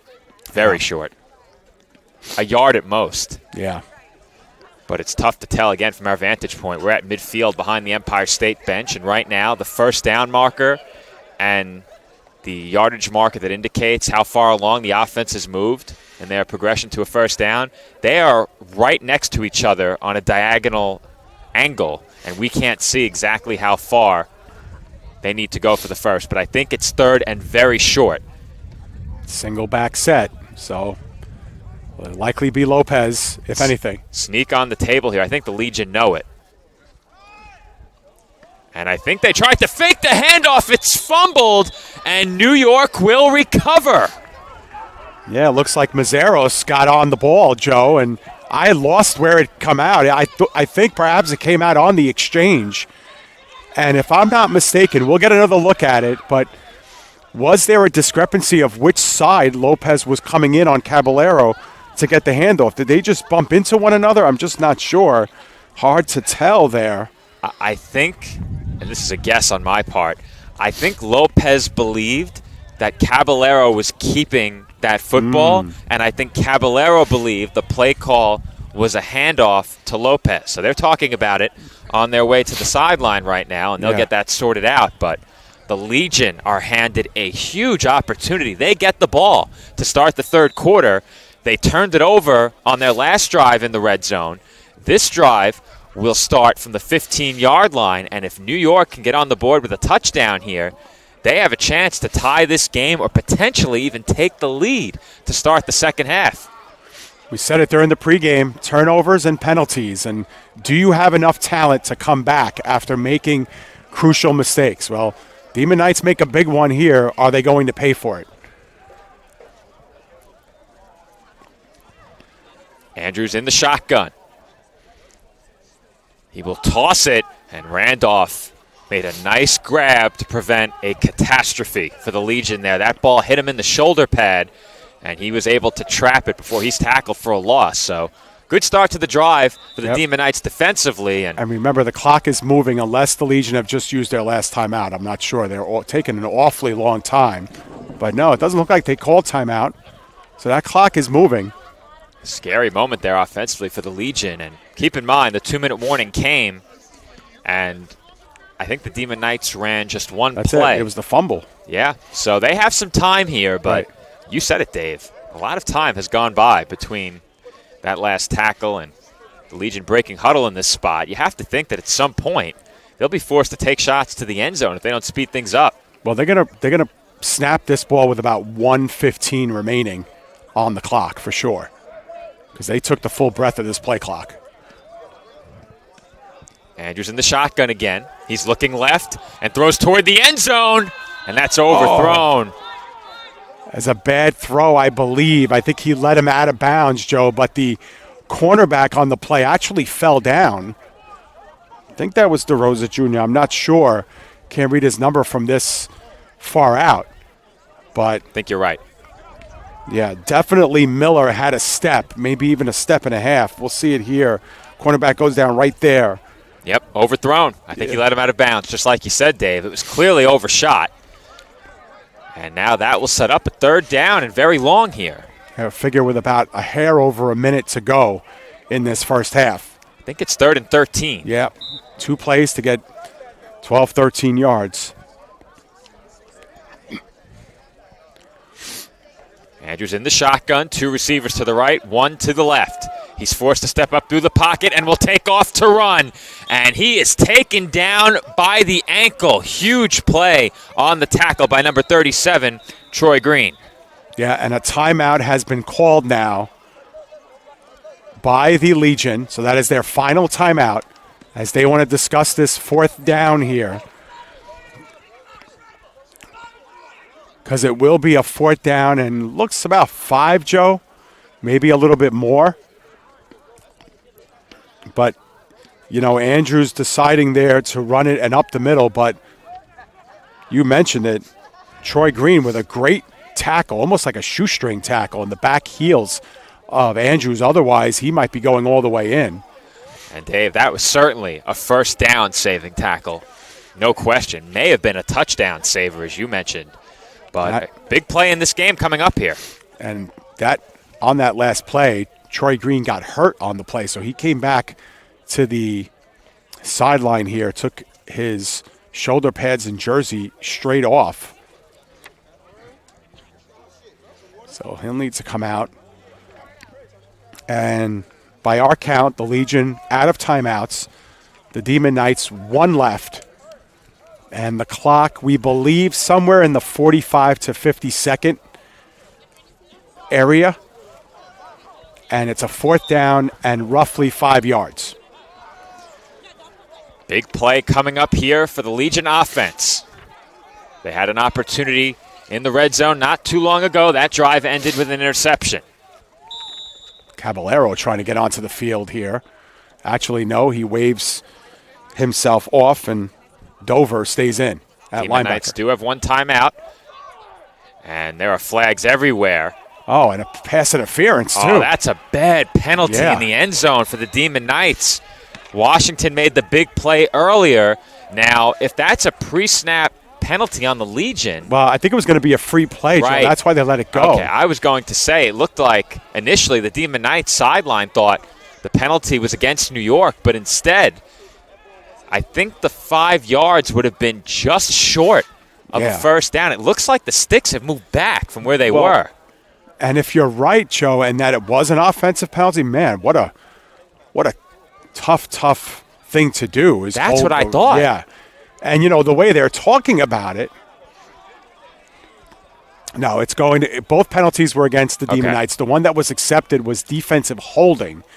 So it was not a pass interference call, which would have put the ball half the distance and an automatic first down. This will be an automatic first down, only 5 yards closer. So it'll be first and goal, and it looks like the stick is right at the 5, just outside the 5. Well, I think it's a big question whether or not a 5-yard pre-snap penalty against the Demon Knights would have been enough for a first down, because 4th and 1 still by no means is a sure thing. Right. Instead, the Legion have first down, goal to go, ball appears to be just outside of the 5. And the inability to stop the clock. Good point to bring that up. Andrews will throw left, and that is behind Miller, who is open again. Yes, and he almost made the catch, you know, extending his arms behind him. That ball was a little bit behind him, and Andrews did the best he could. He had 3 white jerseys all over him. Look at when he throws this ball. He'll have 3 white jerseys right on top of him, and if that ball is thrown better, it's a touchdown for sure. Still 3 more chances for the Legion offense. The question is the clock. I think they have plenty of time for 3 plays, especially with the penalty granting them a first down. No timeouts, as you mentioned, Dave, so they can't afford to get tackled in bounds and not hurry things up after that. Right. Still should be time. Andrews in the shotgun will look to throw. Pressure coming from behind. He needs to watch out for Lambert, and Andrews just got that ball away. Yeah, it's a good job, though, by Andrews to recognize he's got nothing doing. Throw that ball away. Don't risk getting caught from behind. Not to mention all the yardage he would have lost, but that'll be 3rd and goal from the 5. And figure about 30 seconds or so left in this one. And if you're the Legion, you've had 2 opportunities on this drive to score. Andrews to Miller. Andrews and Miller both having a word with their head coach, George, just moments ago. And we will see what they can do here if they have something else they can draw up to get Miller yet another chance. I think more specifically, Andrews wants another chance to make right and finally connect with Miller for what would be a huge touchdown going into halftime. And if the Demon Knights do make a stand here, they have all of the momentum in this game. They have to feel great about where they are given that turnover if they can come up with this stop. Yep. Great point you made was that they've been living on the left side. Let's see if they look for something here on the right, where they got picked off last time. Andrews is looking right initially. He throws for Nathaniel, and that ball is way off target. No chance for Nathaniel there. No chance, and great coverage by Robert Calhoun. He was there lockstep with Nathaniel. That pass would have had to have been lofted and would have had to have been a 50-50 ball there by the back pylon. So 4th down and goal on what could be one of the final plays here of the half. What a huge momentum play this will be. The Legion with a chance to go into halftime having this lead or more than having this lead. And the Demon Knights have the ability here to go into mission, Joe, having held the Legion scoreless after 2 straight drives getting inside the red zone. There have been so many encouraging signs for the Legion these last 2 drives, but the misfires and a complete lack of points would have to be demoralizing for them heading into halftime. Andrews is looking left, throws that way. Miller fell down, but he holds on. I think he was short of the end zone, Dave. I do too. His knees were at the goal line. the ball was not. Andrew will be able to slow this one down for us the entire way. I think the Demon Knights are going to get the ball back at their 1 foot line. His feet were in the end zone, Dave. But did he contact the pylon on the way down? We'll get a nice look at it here in slow-mo. He's down, makes the catch. Dave, if his elbow touches the pylon, was that good enough? That's a big question. I think the ruling on the field has to stand. Whatever it was called on the field is what they're going to have to go with. I don't see how you can change your minds. But we will get perhaps one more look at it. I think the only way he's in there is if his elbow contacted the pylon on the way down. And it goes without saying, this is a massive call. Well, he consciously goes down on his knees, and those knees are in the end zone. But it looks like the Demon Knights are going to take over on downs. And, you know, from this angle, I can't say I disagree. It's just so hard to tell there. I mean, we saw this in that Dallas-Philadelphia game in the NFL where tight end's knees were kind of right at the goal line when he made the catch, but the ball was not. Ends up not going in. The Demon Knights are going to take over, and I don't know if this is halftime, Joe, because it doesn't look like the offense is getting back on the field. It's halftime. All right, we have reached the half. Our score, the Empire State Demon Knights 14, the New York Legion nothing. The Legion have had 2 red zone possessions to close out this first half. No points. They will look to make something more of their first possession in the second half. We will break for the half with a message from our sponsors, and when we come back, we will have the final 30 minutes in this first round Elite Football Alliance playoff matchup. Demon Knights over the Legion 14-0.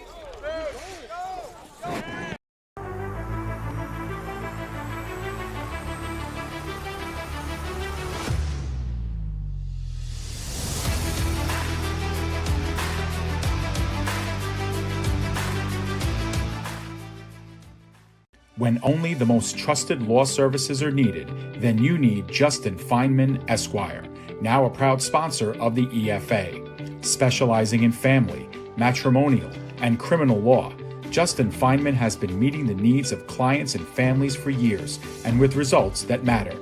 Operating out of Garden City, contact attorney Justin Feinman at justin@jfnylaw.com or call 516-429-9500. East Coast Trophies and Awards has been serving your awards needs since 1986 and is now a proud sponsor of the PDF Sports Network. From sports-specific trophies and plaques to corporate and business promotions and gifts, East Coast Trophies and Awards is your one-stop shop for all of your crowning achievements, and they always meet the right price. Contact Chris today at 848-223-7071 or visit them at www.eastcoastawards.com. Multiple studies have shown that marijuana can slow both driver reaction and response time, which can be really dangerous.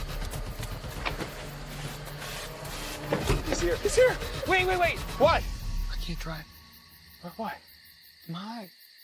Oh.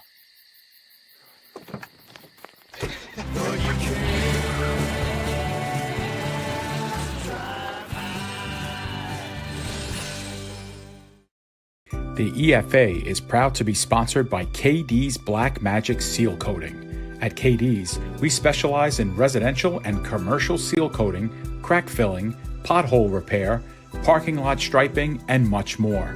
Our licensed and insured team treats your project with great care and free estimates always.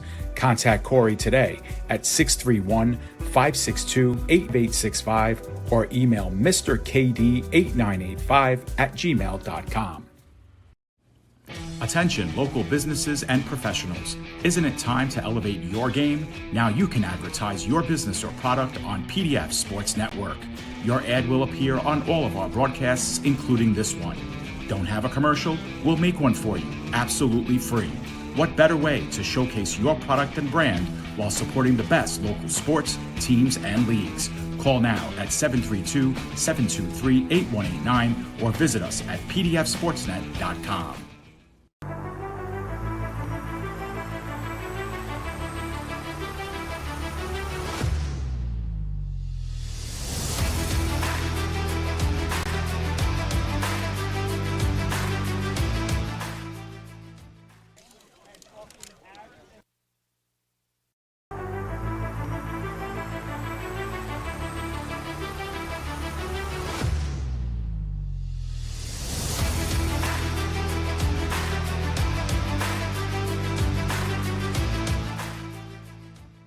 East Coast Trophies and Awards has been serving your awards needs since 1986 and is now a proud sponsor of the PDF Sports Network. From sports-specific trophies and plaques to corporate and business promotions and gifts, East Coast Trophies and Awards is your one-stop shop for all of your crowning achievements, and they always meet the right price. Contact Chris today at 848-223-7071 or visit them at www.eastcoastawards.com. The EFA is proud to be sponsored by KD's Black Magic Seal Coating. At KD's, we specialize in residential and commercial seal coating, crack filling, pothole repair, parking lot striping, and much more. Our licensed and insured team treats your project with great care and free estimates always. Contact Corey today at 631-562-8865 or email mrkd8985@gmail.com.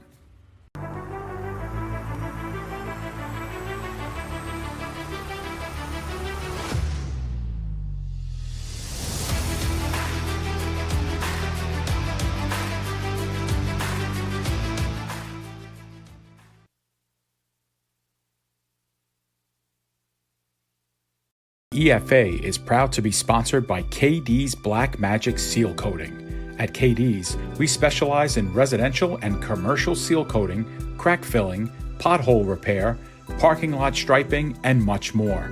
Our licensed and insured team treats your project with great care and free estimates always. Contact Corey today at 631-562-8865 or email mrkd8985@gmail.com.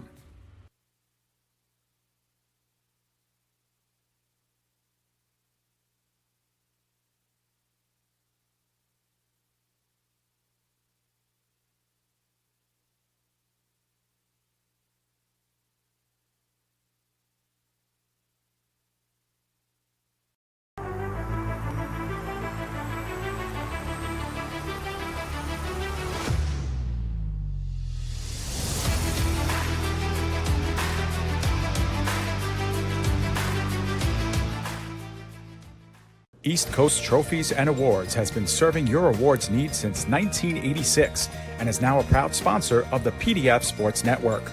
From sports-specific trophies and plaques to corporate and business promotions and gifts, East Coast Trophies and Awards is your one-stop shop for all of your crowning achievements, and they always meet the right price. Contact Chris today at 848-223-7071 or visit them at www.eastcoastawards.com. Attention local businesses and professionals. Isn't it time to elevate your game? Now you can advertise your business or product on PDF Sports Network. Your ad will appear on all of our broadcasts, including this one. Don't have a commercial? We'll make one for you, absolutely free. What better way to showcase your product and brand while supporting the best local sports, teams, and leagues? Call now at 732-723-8189 or visit us at pdfsportsnet.com.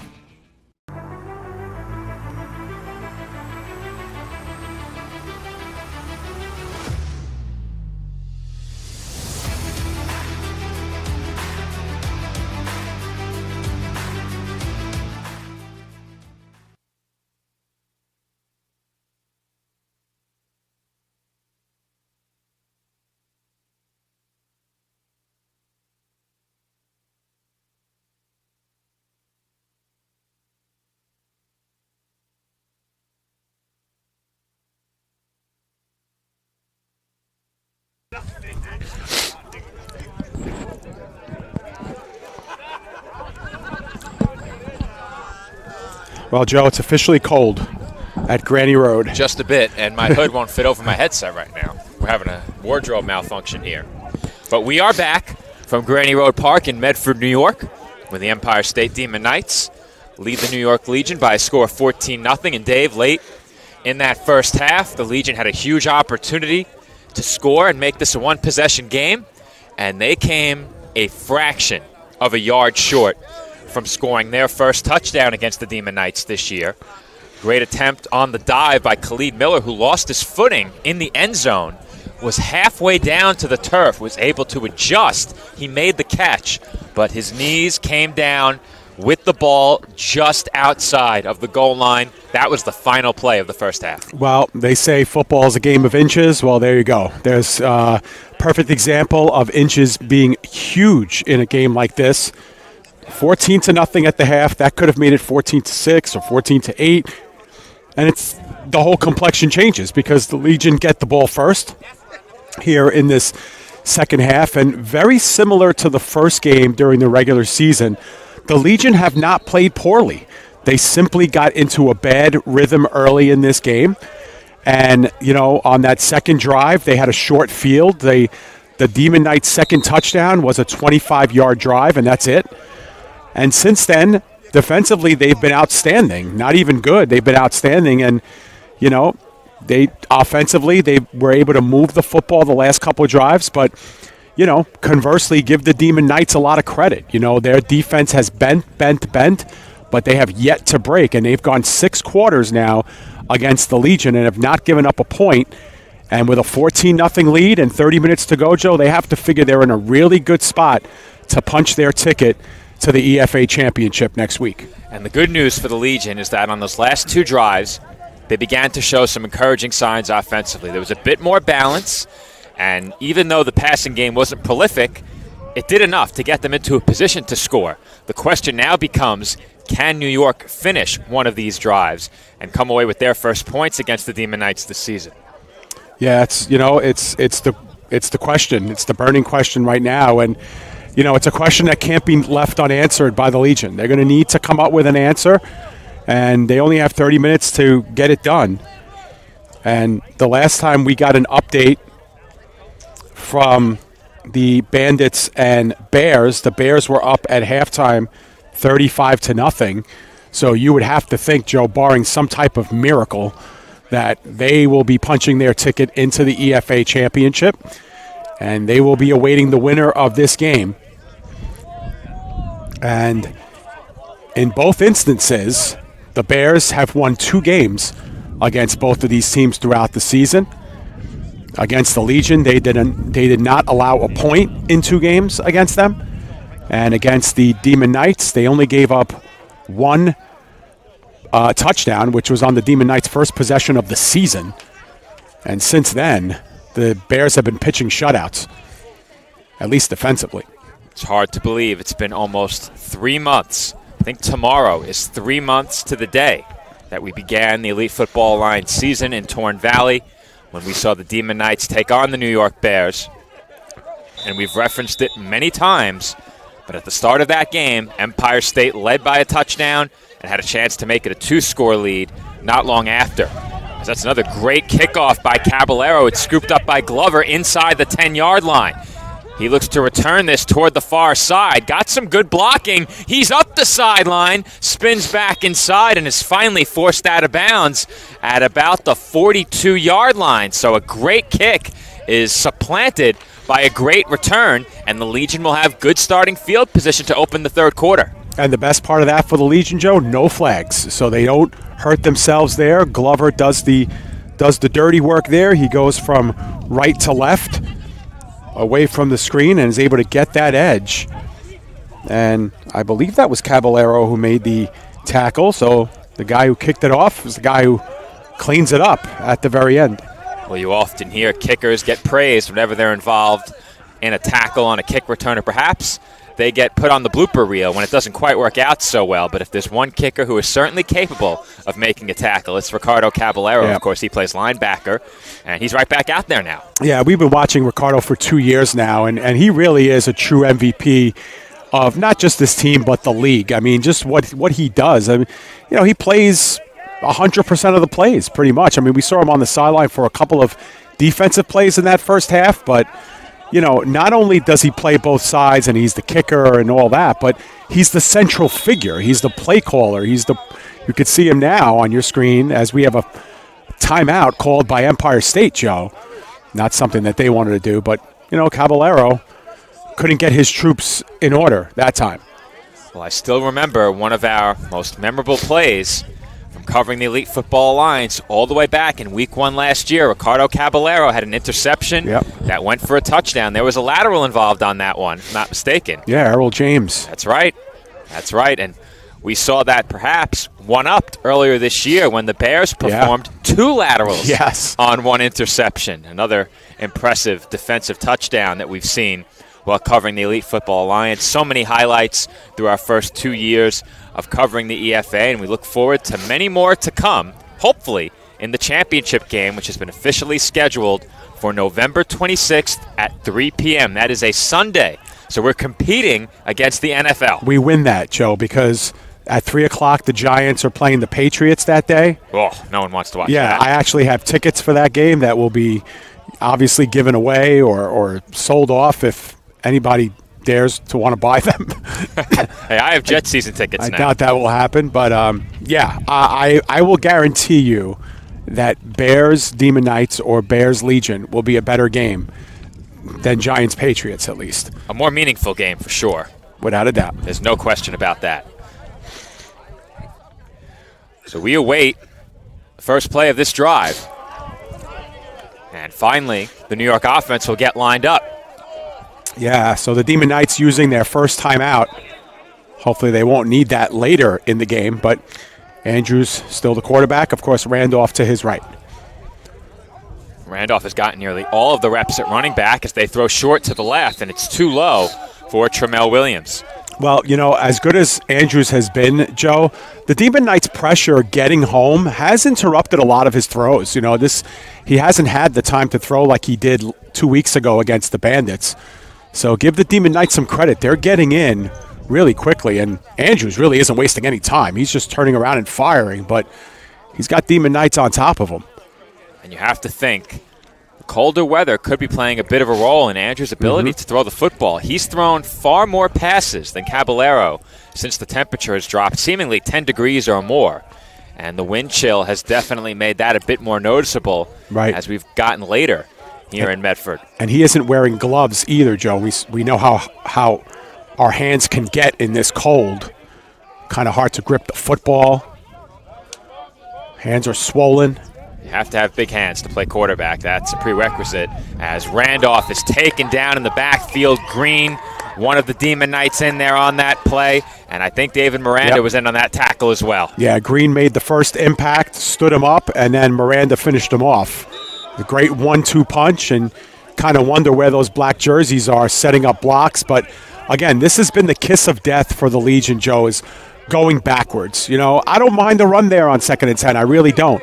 But you have to get a yard or two. You just have to be able to cut into those big 3rd and longs. Instead of even a 2nd and 10, now you have a 3rd and 13.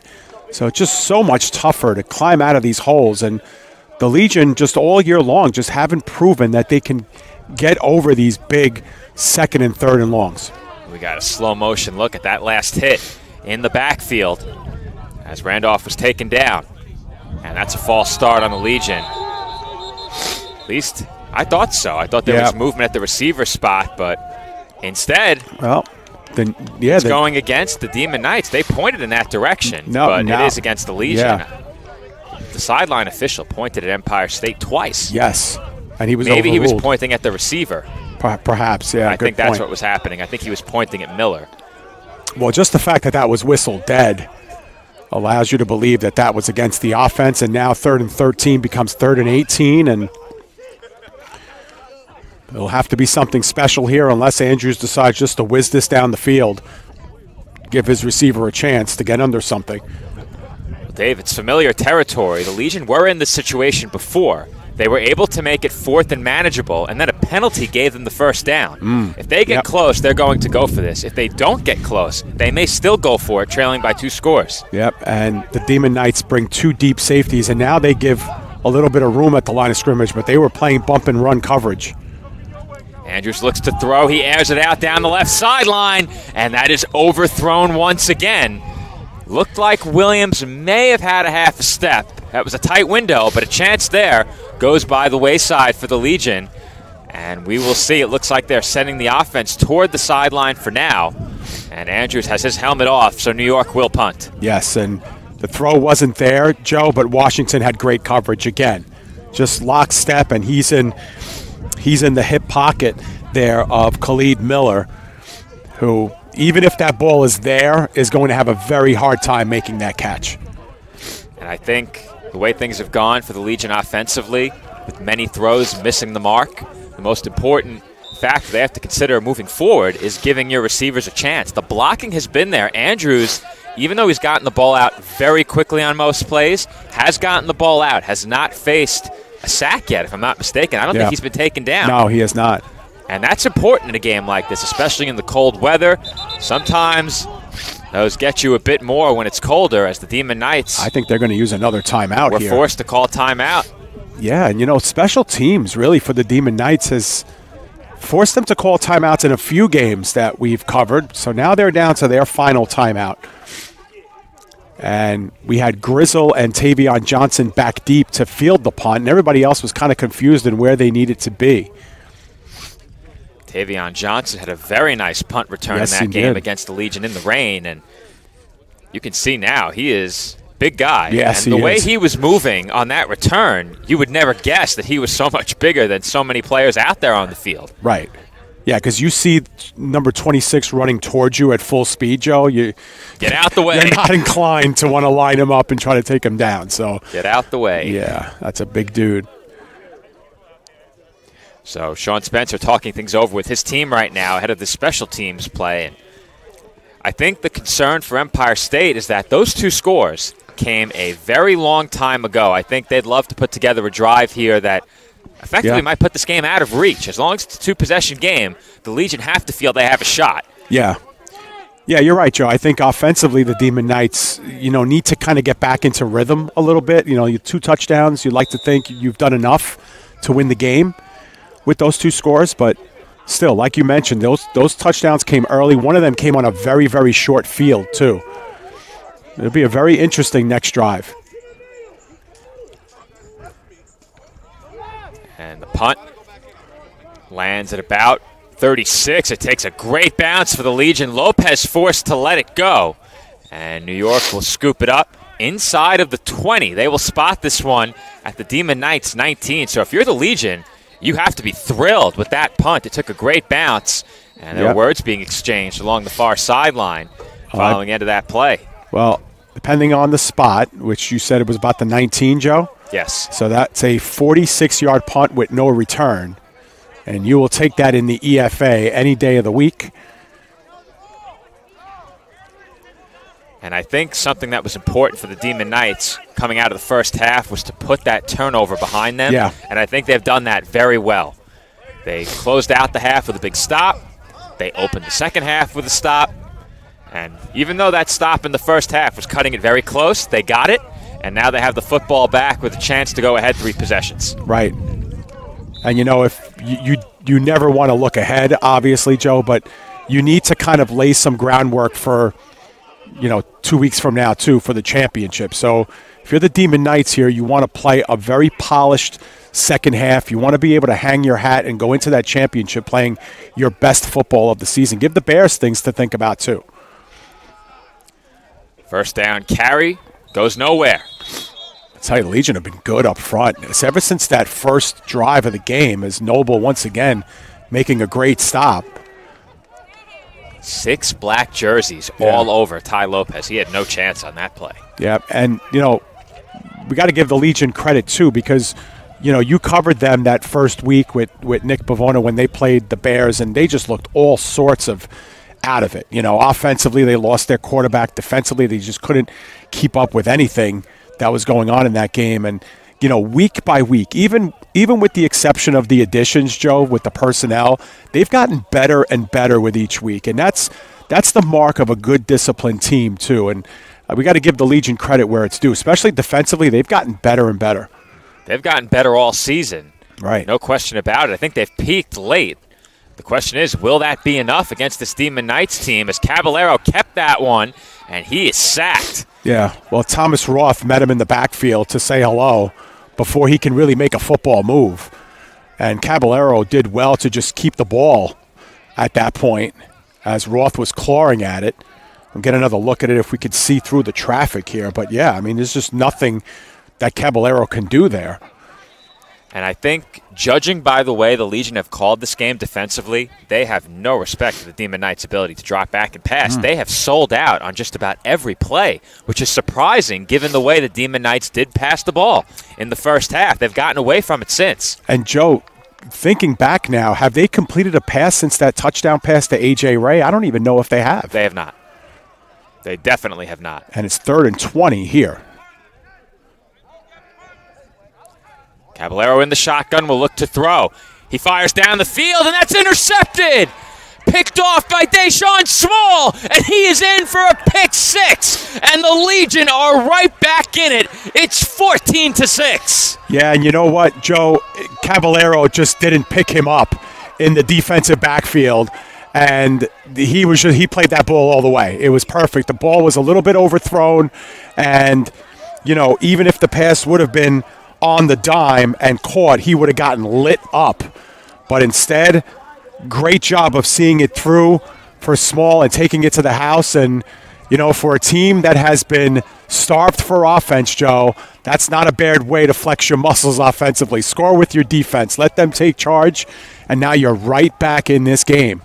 Not bad at all if you're the Legion. And taking a look at that replay, I think he just misfired. I think if he puts that ball on target, the path the defensive back is taking toward that football allows Ray to make that catch without paying the price in a big way. I think he would have taken a hit, but I think the defender, Small, was tracking the football. Right, and that path he took was behind Ray, so I think that's just a bad throw that results in the pick six, and we spoke about it. It's gotten much colder as the night has progressed, and I think it certainly had an impact, perhaps on the play calling a bit, but certainly on these two quarterbacks and their ability to throw the football accurately. Yeah, and Ray's over here on the near side. You see him on your screen, hands on his hips. He's not happy with the way that last play progressed. And the Legion here with a chance to cut deeper into this deficit.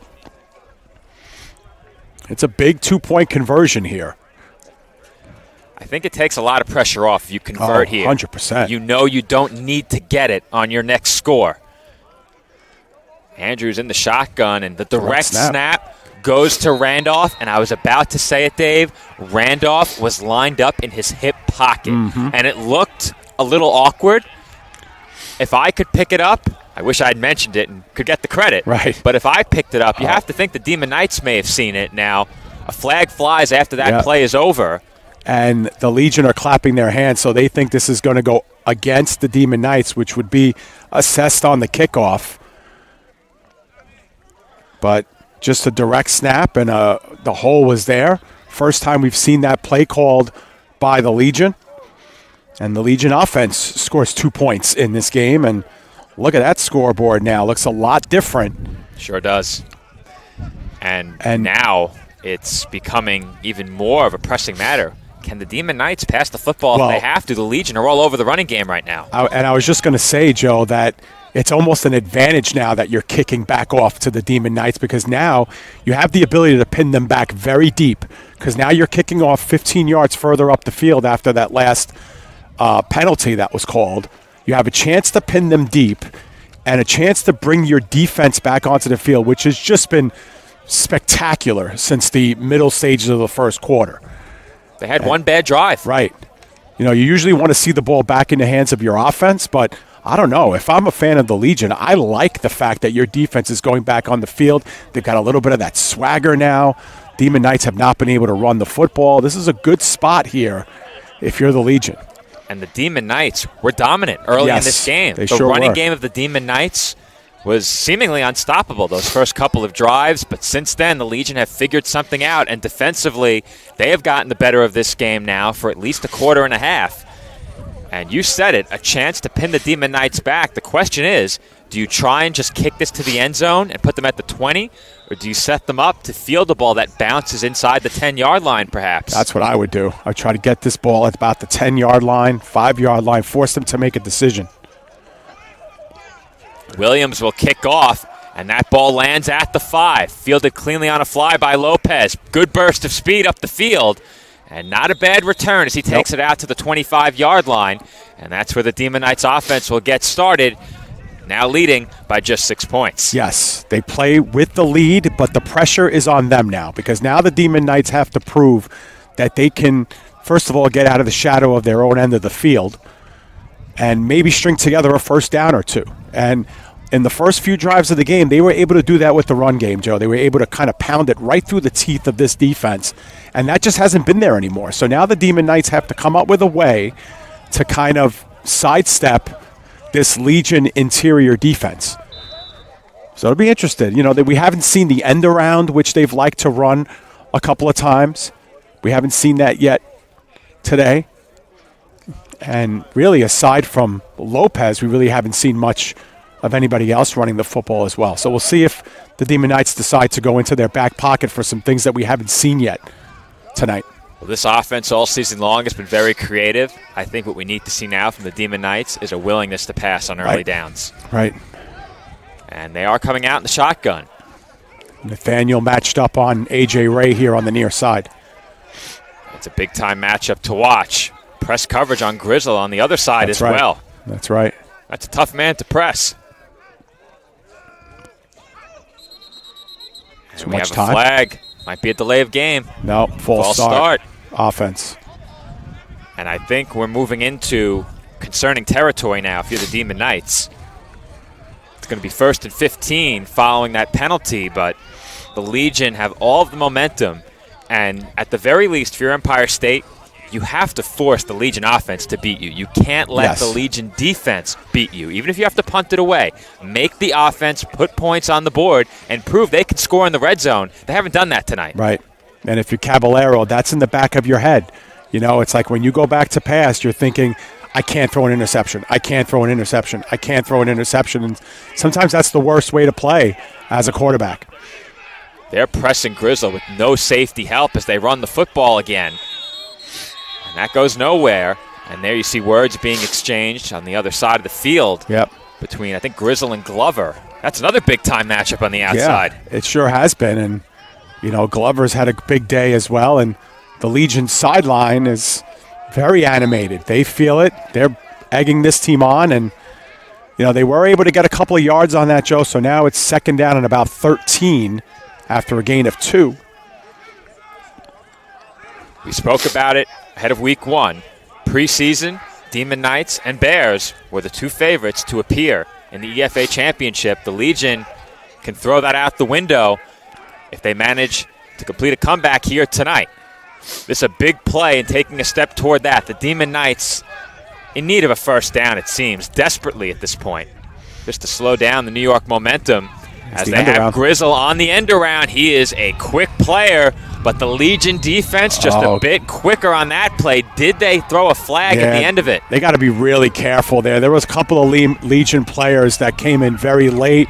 There was a late block by the Demon Knights that came in late. We'll see if we can pick it up here on the replay. A couple of things that happened late on that play, but smart. You got to just play smart here. There's a couple of bodies that go in late. That could have warranted a flag. It did not.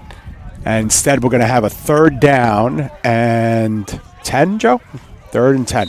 Yep, 3rd and 10. Right back to the original line of scrimmage.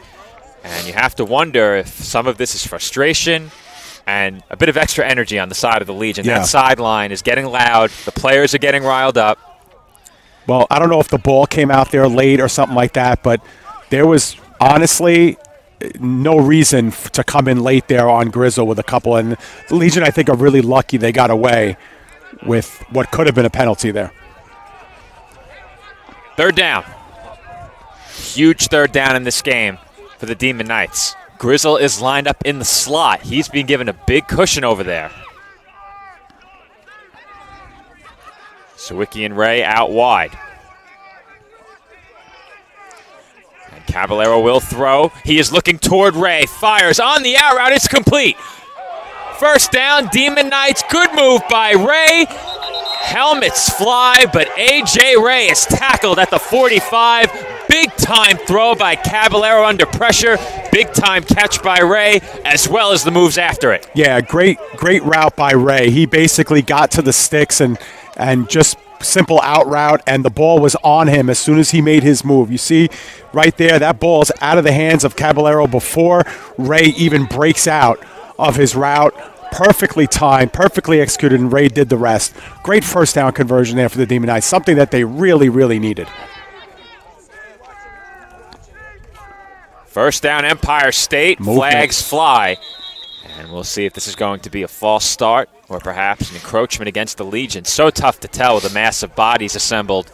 I think that's against the Legion, and be a 1st and 5 instead of a 2nd and 6. Actually, they're going backwards. False start. My bad on that. 1st and 15. 1st and 15 again for the Demon Knights. And for all the good that came from that third down completion, 2 pre-snap penalties on first down during this drive. And that's something you know the Demon Knights would like to clean up. Yeah, Sean Spencer said it at the beginning of the game. He's like, can we not beat ourselves? Can we play clean and, not be our own worst enemy? Well, penalties like that will cost you, and now they got to make up for it. But still first down here, 15 yards to go. Empty backfield. We don't see this often. That's right. I was about to point that out, too. They need to watch for the motion here. And it looks like they are going to keep the backfield empty. Caballero will throw. He's looking right, and that's off the mark. Sawicki was open. Yeah, Sawicki was doing an out route, and that ball came in on him, and a couple of fingers pointing in each direction. Perhaps he ran the wrong route or just a little miscommunication there, but it'll lead to 2nd and long. And the Legion kind of backed off there. They were showing blitz, and then they didn't come in on Caballero. So perhaps the thoughts are, let's back off into coverage and create a lot of traffic there for Caballero to have to see through. I think they're going to run the football here, try to get themselves a little closer on 3rd down. Let's see. At the very least, they've gotten out from their own end of the field a bit more. They were backed up to 25 to start. They've added 15 to that. The snap comes from the 40. Caballero looking left, and that was awfully dangerous. Yeah. Noble was right there, but he was locked up with Ty Lopez, who was running a route out of the backfield. Yeah, and Noble that time lines up as the right outside linebacker. It looks like he's going to blitz. Instead, he backs off into coverage, and he just creates just a disturbance in the line of sight of Caballero. And, he kind of zinged that in, so that would have been a tough catch for anybody to make. There was so much velocity on it. But now on 3rd and 15, Caballero's going to have to go back and survey the field here and make a good decision. And I'm wondering here if the Legion just only send 3 in against Caballero. We see Tariq kind of backing off here. Well, we'll see if they bring him in. No, he's going to back up. They run it. And they get maybe 3. So speaking of good decisions, going back to that last pass, from our vantage point, that throw was deeply concerning. It looked like that was headed straight to a defender, and I think that may have played a role in the decision to run it on 3rd down. It's now 4th down. You have to think Empire State's going to punt here, no question about it. I would believe so, and the Legion have a guy back now who's coming back in. But on that last play, Joe, there was a couple of Demon Knights that came back to the sideline that were not happy with that play call. A.J. Ray threw his helmet on the sideline. He was not happy, and I think Christian Grizzle was confused. I think that they thought there was going to be a pass on that, so there was just some miscommunication there. Well, I think that indicates Sean Spencer is in the same boat as you and I. He agrees that they need to make the New York offense beat them And I'm not sure why the Legion are anywhere near that football. Right, yeah. That is unnecessary. If they touch that ball, catastrophe. Now, good observation, Joe. That should be something that the coaches are saying to the team, too. Get out of the way. If you're not going to field it clean, stay away. But no harm done. They can get pushed into the ball. That's correct, because that's a live ball, and they were close enough. Now, none of the Demon Knights attempted to do that. And the Legion, at their own 26-yard line. Now, this is still the third quarter. We understand that might be winding down. But can the Legion move the football against this Demon Knights defense? They really haven't. They've moved it a little bit, but they really haven't been able to cap a drive. Legion offense will start from deep in their own territory at about the 25. Deep relative to the typical starting field position anyway.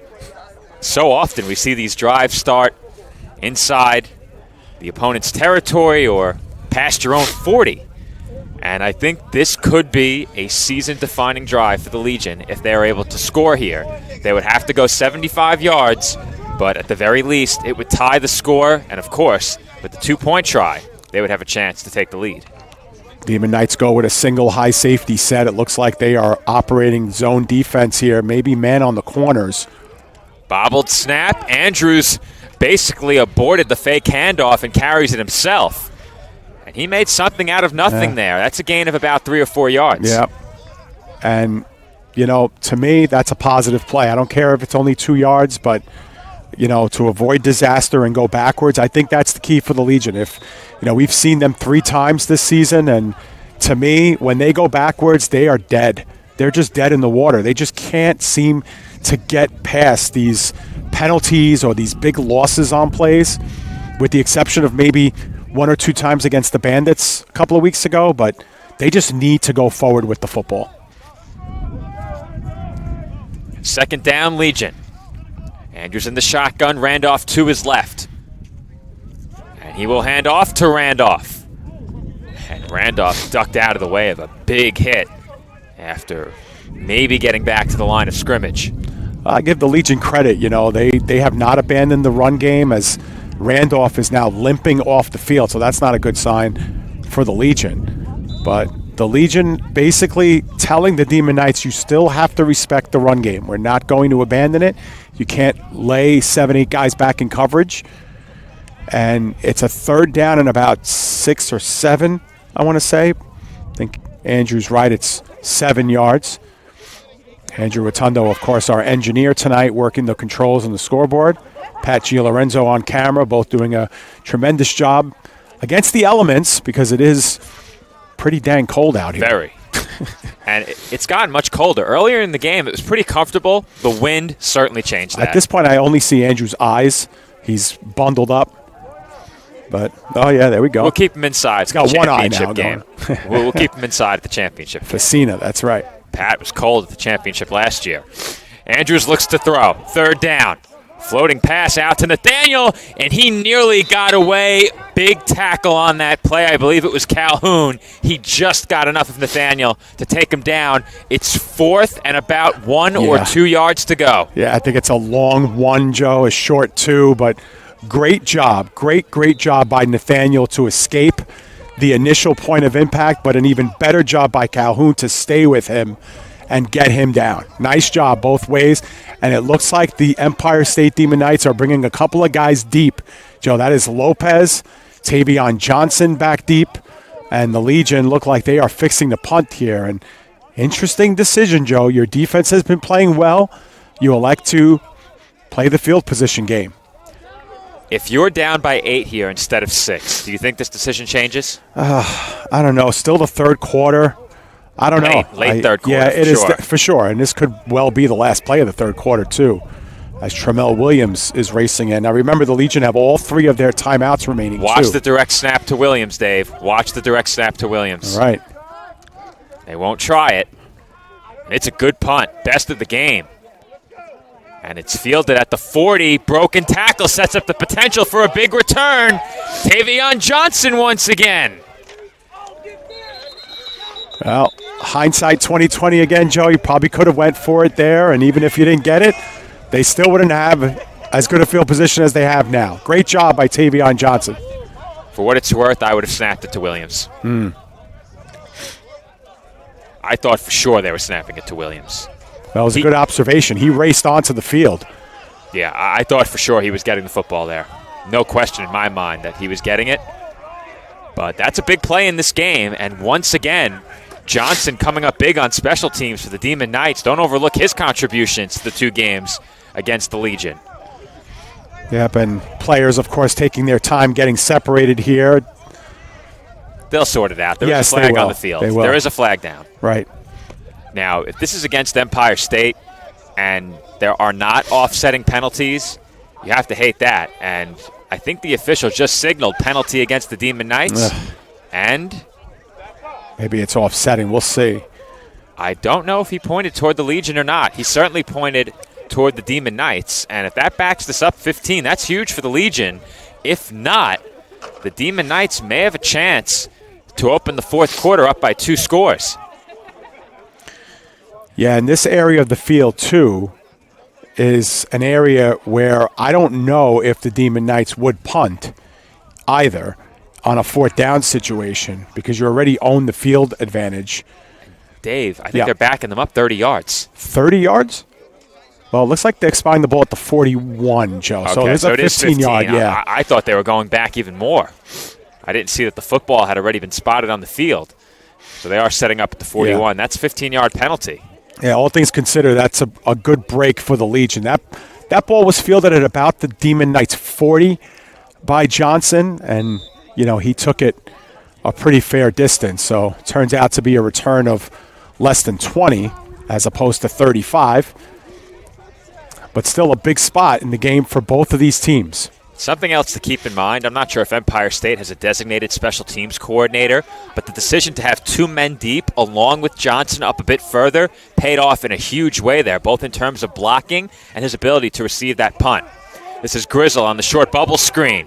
He makes a nice move and is pushed out of bounds after a gain of 6 or 7.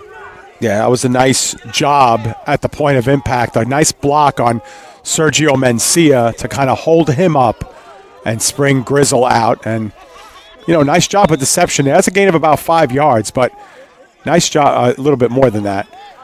Nice job of deception. I think everybody in the facility thought that was going to be a run play and keeping the Legion off bounds.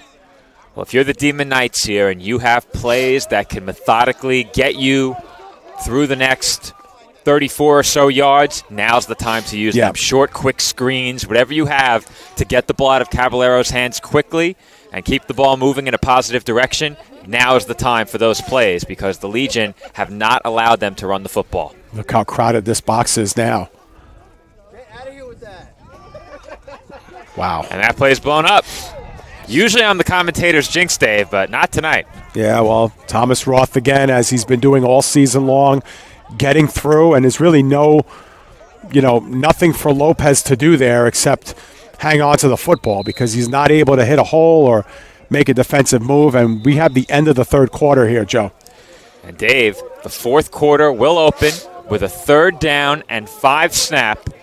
The Demon Knights about 35 yards away from the end zone, and if they score, that very well could secure them a spot in the EFA championship. The Legion have scored just once against them all season. That touchdown coming on a pick 6. And now the Legion defense will be looking for one more big stop. The Demon Knights looking for one more big score. And in just a few moments, we'll have that play. Tyreek Noble deserves an Oscar for that one. Yeah, he's putting on a performance. He's got a good performance tonight, even albeit with that spell. But that Joe, might be a Razzie, Dave. That's right. Joe, while we have a little bit of a break, as my custom is here on PDS Sports Network, I want to send a shout out to my wife, Jennifer, who's listening at home with our dog, Toby, on the couch, who's listening to your voice and mine pretty intently. Been told he's staring at it, but he's trying to find out where you are. Where's that coming from? Right. He's like, where is he? He should be here. But thank you, Jen, for listening and for sending us a shout out, letting us know that you read us loud and clear. And Jen also says, I bet a thermos of hot cocoa doesn't sound so silly now. And you know what? No, touche. Not so silly. Touche. And I'm not a fan of warm beverages. I think the average temperature of my beverages is probably just above the freezing mark. Well, you usually come with that big glass bottle of water, Yeah. Joe. That would have been like a big ice block right now. It's in my back seat. It's in your back I have an seat. all-new backpack bag just like yours. Yep. Except in a backpack format, tall enough for my 28-ounce glass bottles of water delivered every 2 weeks. Pat Gialorenzo, our camera operators, can't wait for the game to be over so you can dig into that food that we brought here. He wants some Taco Bell. Yeah. He already sent me a Taco message in the Bell. group chat. Yeah, he's a big nacho fries guy, as am I. It's a long ride home, Joe. Does Taco Bell want to sponsor the PDF Sports Network? Free advertising. Yeah. Here we go, fourth quarter. 3rd and 5. Caballero, empty backfield. He's looking to throw, takes off to run, airs one out, and it's through the hands of A.J. Ray. He had to come back to the football and could not make the catch. Yeah, I just couldn't track it, Joe, like he would have. It looks like he got a late break back to the ball, but that's one he probably should have had. Obviously not the ideal way the play wanted to develop. Glover on the Oh, coverage. yeah. Are you going for this, Dave? Yeah, I would, Joe. I would. I think offensively, you have to put this game away. I think it's up to the Demon Knights to put the game away. And I think you only do that by scoring again. But let's see. I mean, we know that Caballero can, kick this one all the way out or maybe look for the sideline here. I think the entire playbook is on the table in this spot. Even the running plays, I don't think they will. And I think the sideline might lose it. But you have to make sure that this play does not end with the Legion possessing the ball anywhere past their own 35-yard line. That's the most important thing. At least the way they're lining up, it looks like they are going for it. Nobody back deep for the Legion. Not that it would make sense to leave somebody back there anyway. Empty backfield. And they will punt. I don't hate it. Can they down it? No, they can't. Tough bounce for Caballero there. He put it where he should have. That ball landed at about the 8-yard line, 6-yard line, but took off. I'm not surprised they punted there, Dave. I'm not surprised.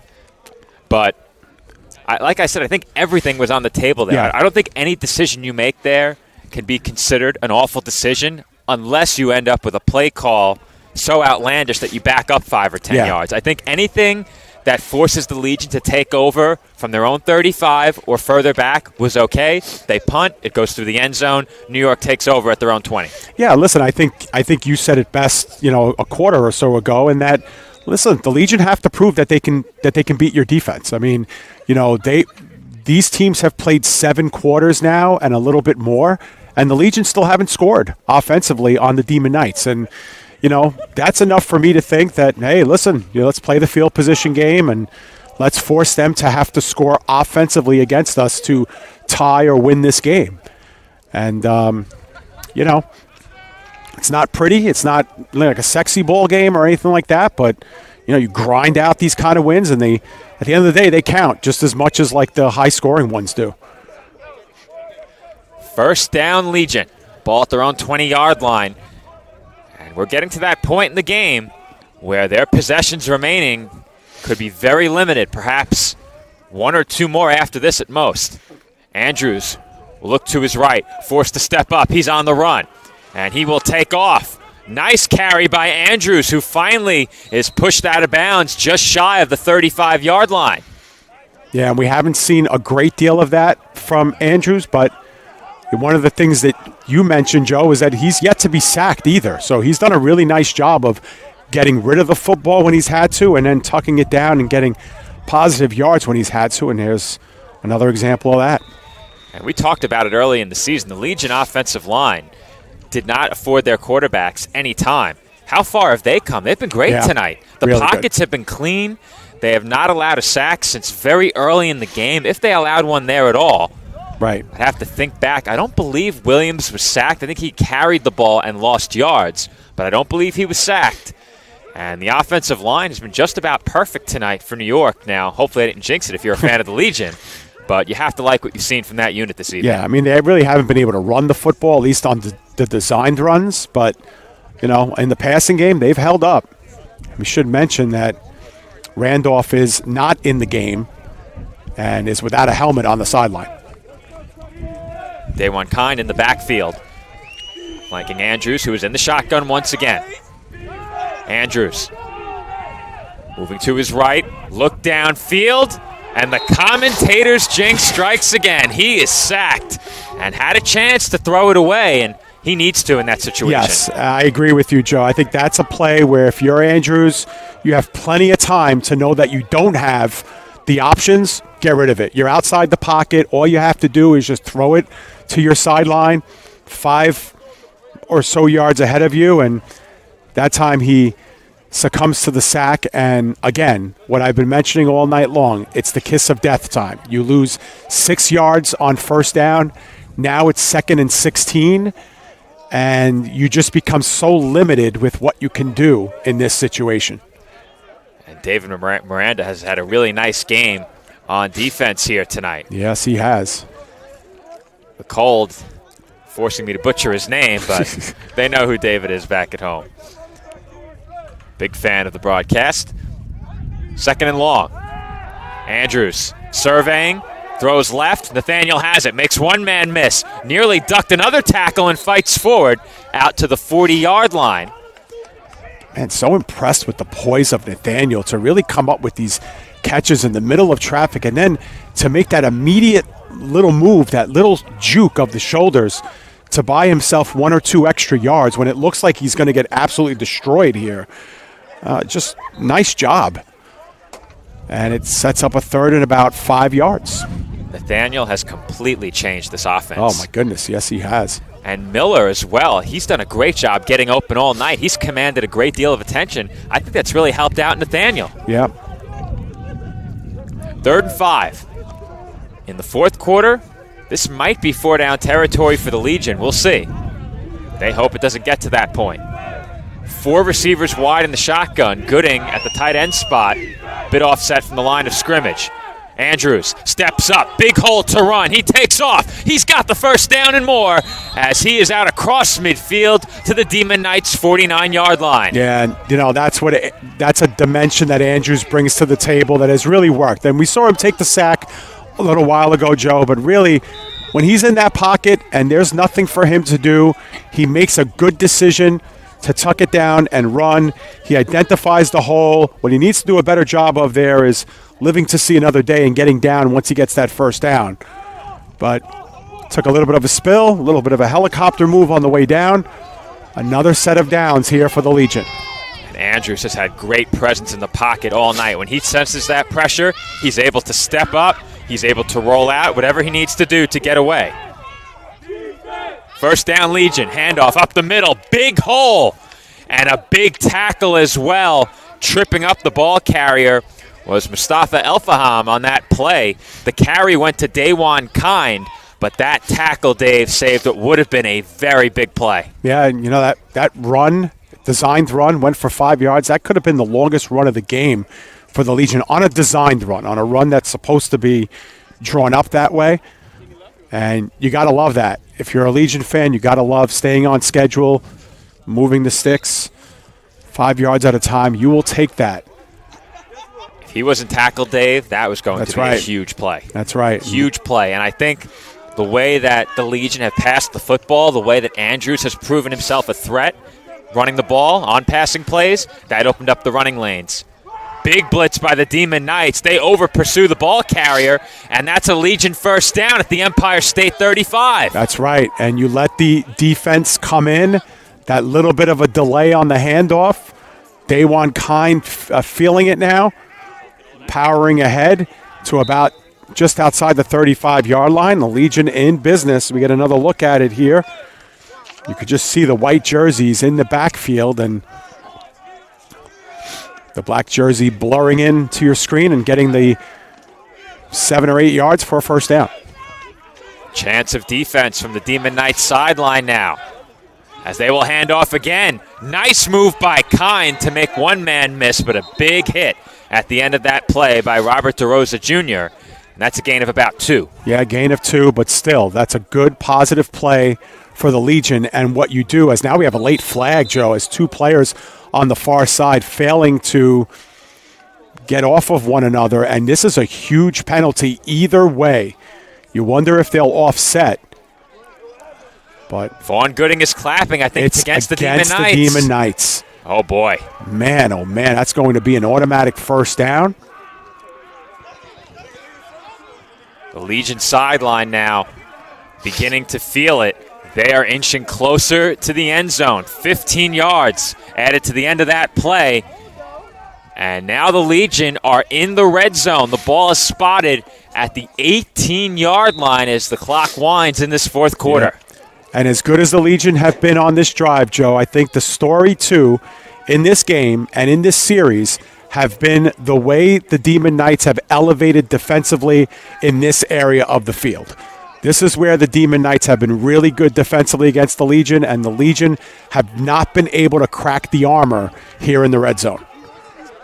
First down, New York, from in the red zone. They trail by 6. A touchdown would tie the score. Andrews in the shotgun, 2 receivers stacked wide to the right. That's Nathaniel and Williams. High snap, handoff to Kind. He breaks another tackle and lost the football. And it's recovered by the Demon Knights. The Empire State defense makes a huge play as the Legion were marching toward a game-tying touchdown. Yeah, you know, both teams said it. Can we not beat ourselves? Can we take care of the football? Can we stay away from the penalties? Well, both teams have made their mistakes, but are both teams able to get through their mistakes? Can they power through? And that time, just a great job defensively to squirt that ball loose. There's still plenty of time to go in this game. Lambert punched it out, Dave. Yeah. He came in from behind the play and punched it out. What a play by Lambert. You've been calling his number all game and all season long. Big play after big play, and the Demon Knights get it back. Lambert's made a lot of big plays, none bigger than that last one this season as he punched that ball loose. Looked like he was out of the play, recovered, came from behind, punched the ball out. Demon Knights take over. And if you're a part of the Legion defensive unit, I think what you're saying to yourself, Joe, is we've got to win this game. Like, it's up to us now to get this ball back, to maybe make a play, force a fumble of our own, get another interception return for a touchdown. I think if you're a Legion player, your mentality has to be, on defense, we have to win this game. Get the ball back to your offense is the name of the game right now. 3 and out preferable, turnover better. If you're the Demon Knights, now's the time where you need to string together a few first downs, bleed some more of this clock, and get out of here with a win. One more score could clinch it as that run goes nowhere. Once again, the Legion have done such a good job defending this ground game of the Demon Knights. And once again, it's going to be 2nd down and 10. We've seen a lot of that tonight, Dave. Yeah, and that time it looked like they were going to get the edge. Lopez was going to get the edge, but the Legion defenders stay home. They seal the edge. Nothing doing. 2nd and 10. Of course, the Legion have 2 opponents now. It's the clock and the Demon Knights, and you see the Demon Knights being very deliberate, staying in their huddle, exiting their huddle at the last second. They don't want to spend too much time at the line of scrimmage, at risking a false start or a procedural penalty, but they're going to bleed this one down. The Legion should safely be able to get one more possession in this game if they get a stop here. As they toss it to Lopez, and he gets a block. He's in the open field. It's a foot race. Lopez across the 50, and he is chased down from behind by Sadiq Nathaniel. And that's the dimension that Lopez brings to the table, the ability to turn a 1-yard gain into a 40-yard gain, bursting with the speed, making the move right to left. Looks like he stood up right there, somehow got out of it, and then turned on the Jets. Zachary Spencer leading the way on that toss play. He was able to get the block. Lopez planted his foot, cut inside of Spencer's block, and finally the Demon Knights get that big ground game play that they've been looking for. Lopez delivers yet again, and the Demon Knights will take over on the plus side of midfield at the Legion 43-yard line. Meanwhile, at the end of that play, we had an injured player along the New York sideline.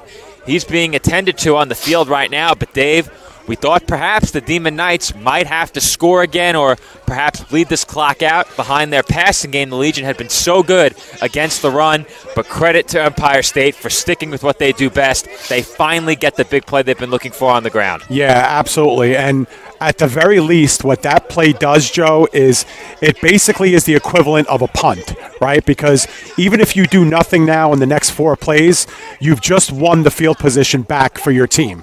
But they really haven't, they haven't won the game just yet. You know what I mean? I mean, that was a huge play for the Demon Knights, and they'll be able to run off another 2 or 3 minutes off the clock just by getting that first down.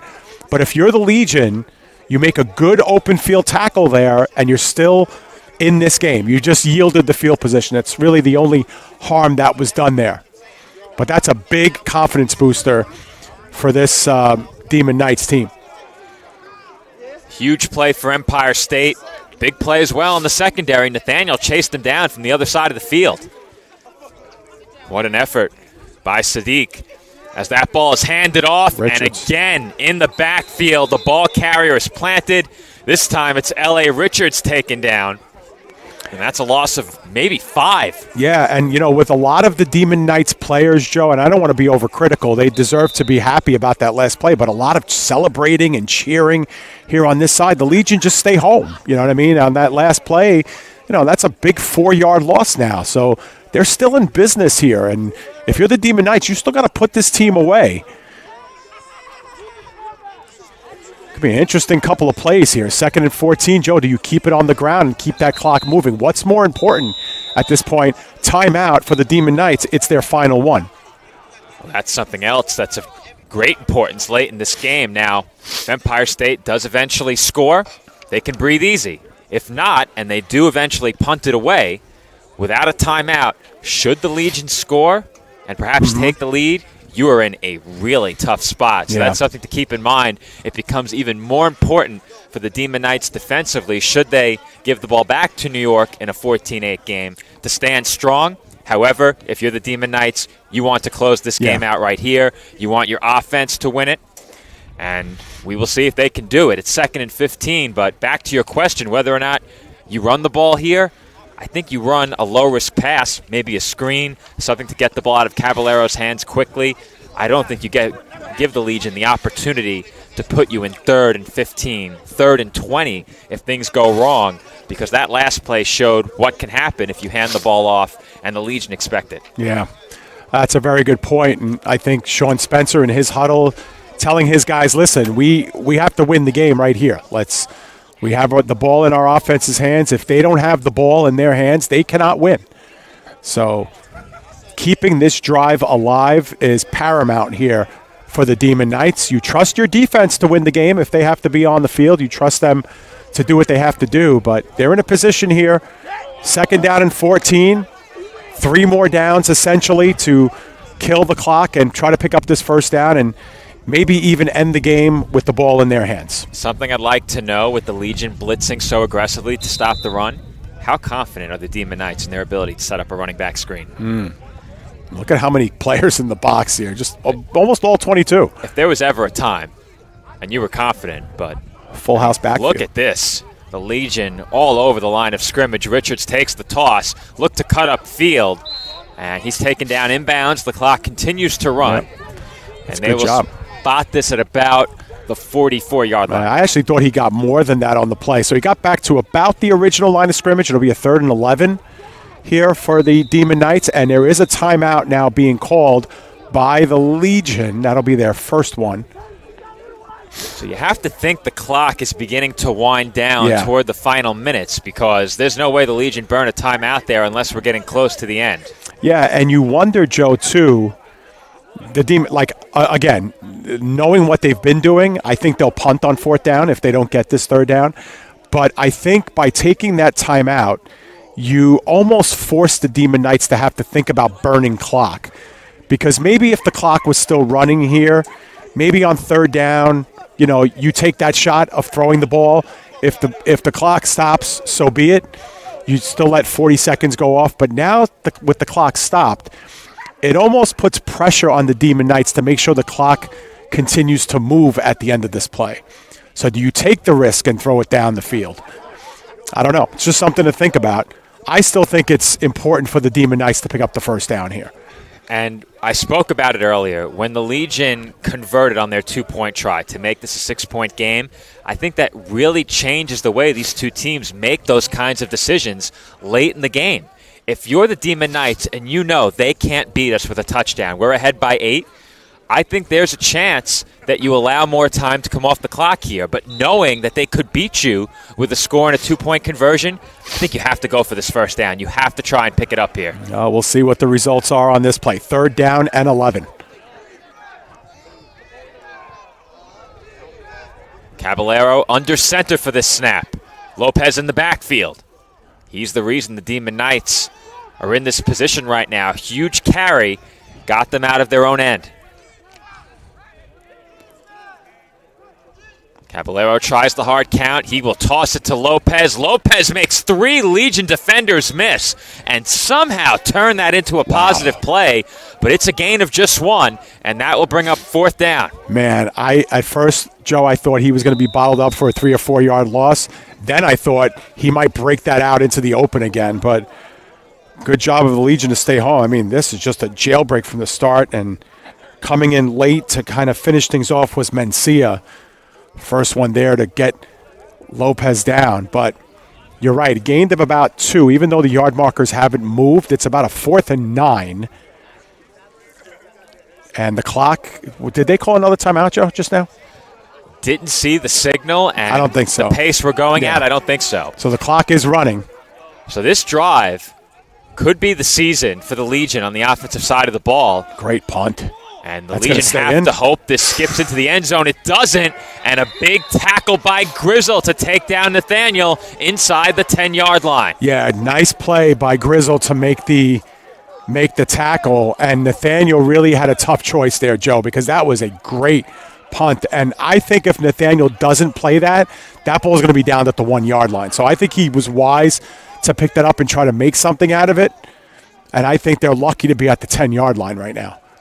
Could have ended far worse, that's for sure. No question about it. And Nathaniel had to make a really tough call in a very short time frame there. And like I said, or like you said, Dave, I agree with you. I think he made the right decision to scoop that one up. Now, time now becomes crucial. Legion have 2 timeouts, but they have to go 90 yards. And I think this very well could be the final possession of the game for the Legion. And I think it's 4-down territory regardless of where they are on the field. So the New York offense, as you said, needs to go 90 yards. Their season is on the line. A touchdown will tie the score. A 2-point try on top of that would win the game for New York and send them to the EFA championship. Andrews in the shotgun. Flanking him in the backfield is Randolph once again. We did not see him on the last drive. Andrews is intercepted, picked off by Darius Grice. Grice headed for the goal line, and he's thrown out of bounds at the 2-yard line. That's a great read by Grice in zone coverage. He undercut it. Andrews is down, Dave, at the end of that play. Andrews threw that on a line. You could see his vision there, but what a job to go up and get it by Grice. 1st and goal for the Demon Knights. The Legion down to 2 timeouts. They will undoubtedly need a stop here.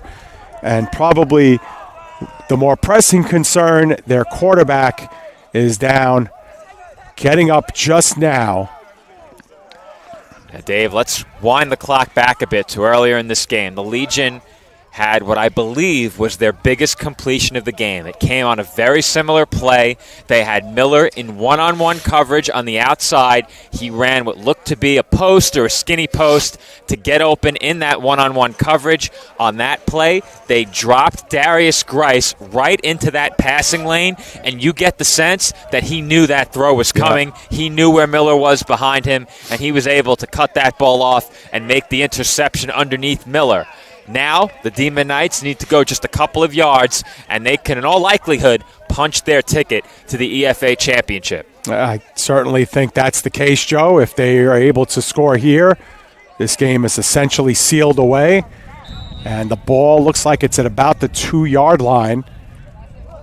And 4 downs to get it. I'd be surprised if the Demon Knights put the ball up in this situation. And depending on how much time is left, the Legion might have to use both of their timeouts right here. Well, Dave, I'd be flabbergasted if they passed. Oh, yeah. Had to break out a special word for that one. I'm not sure if there was anything more fitting. I don't think there's any way they throw it. I think you hand it off to Lopez 3 times, and if you don't get it, you push Caballero into the end zone. And, Joe, it's unofficial, but I heard someone say there's 4 minutes remaining in the game. Sounds about right. And I think that handoff was fumbled. Did the Legion have it, or did the Demon Knights get back on top of it? I think Empire State has it, Dave. Well, the ball just popped out, and it's been given back to the officials. It is Demon Knights football, but somebody's down. Is that Lopez? I'm not sure. I thought maybe it was Caballero, but he's well behind the play. It's Lopez. And let's see if we could see what happens here. He tried to hand it off, and the Legion were in there too quickly. Wow. I don't think Lopez ever had the football. The handoff was fumbled by Caballero because he was tackled before he could make the exchange with his running back. And now Lopez is limping off the field, so there won't be 3 straight handoffs to him. Well, and the clock stops with the official stoppage on the play. But, I'm almost dumbfounded, Joe, on how the Legion weren't able to grab that on the ground because Caballero was off the play. I mean, maybe Lopez came down with it. We still don't really know. It wasn't clear on the replay who came down with it. I don't know how they recovered that. Yeah, Dave. Every player who had a chance had their back to the football. And I could have sworn that a Legion player was the one to give it to the official. But the ball's now at the 3-yard line, so they lost a yard on the play. 2nd down and goal. Lopez is out of the game. The good news is they didn't lose much. Is that Threadgill? Nicholas Threadgill is at running back, and we've seen the double pass with him involved as a receiver. Oh, my goodness. Let's see, early movement or encroachment. Legion is pointing in the Demon Knights direction. The Demon Knights are pointing in the Legion direction. It's against New York. And there's another injured player down. There is, and there's a discussion here. Well, the official along the near sideline has been asked twice, and he is signaling for offsides. Specifically encroachment in this situation as the center was taken down. Who is down, too? That's another question. Looks like it's one of the linemen. I believe it is. It's the center who got hurt. He was thrown to the ground This could immediately be following the snap. This could be interesting when you have to get your center out of the game. Looks like James Harris is headed to the sideline. Harris usually does not play center. Spoke to him during the season, if I'm not mistaken. Yeah, he usually plays tackle. Launched his helmet, so it wasn't his arm that got hurt. Pretty good toss. Clock begins to wind. But 2nd down and goal, half the distance away, which now makes it at the 1.5-yard line. Not much surrendered there for the Legion, but every inch matters in this spot. Lopez is still out of the game, and now Harris, their major lineman, is out of the game. Threadgill is lined up maybe 2 or 3 steps behind Caballero. He might try and push him in here. Hard count by Caballero. Fake handoff. Richards on Nice the end job. around, and that is a Demon Knights touchdown. Well, there hasn't been a lot to say for L.A. Richards in this game. He's had minimal carries, and he's gotten blown up in the backfield a couple of times. Now some flags come out. Exceptions being made. Kind of ugliness coming out here late in the game. Both teams will have to peel themselves up. Looks like cooler heads are starting to prevail. And the Demon Knights, Joe, at the end of all this, go back up by 12. A chance to go up by 14 after the 2-point conversion. There is still time left in the game, but that could have very well sealed it. And if you're the Demon Knights, you have to believe that touchdown has punched your ticket to the EFA championship. They have not allowed an offensive score to this New York Legion squad all season. And now the Legion will need to score twice in order to stay in this game. And we are well under 4 minutes remaining now. You have to think we're between 2 and 3 minutes to go in this fourth quarter. And the Legion will have a lot of ground to make up, but they did have their opportunities, Dave. Yep. 2 turnovers, back-breaking late in this game. And we know that the Legion believed coming in, if they did not turn the ball over, they would be in a great position to win this game. They had stayed clean throughout this entire game. That changed in this fourth quarter. Yeah, 100%. What got the Legion back into the game was a big turnover on the Demon Knights side. That led to a quick 8 points the other way. And now it was the Legion's turn to give one away, and their defense, which has not played badly in this game, yields another touchdown on a very short field. Now, the Demon Knights have scored 3 times in this game, Joe. One of their touchdown drives was 25 yards. One of their touchdown drives was 3 yards.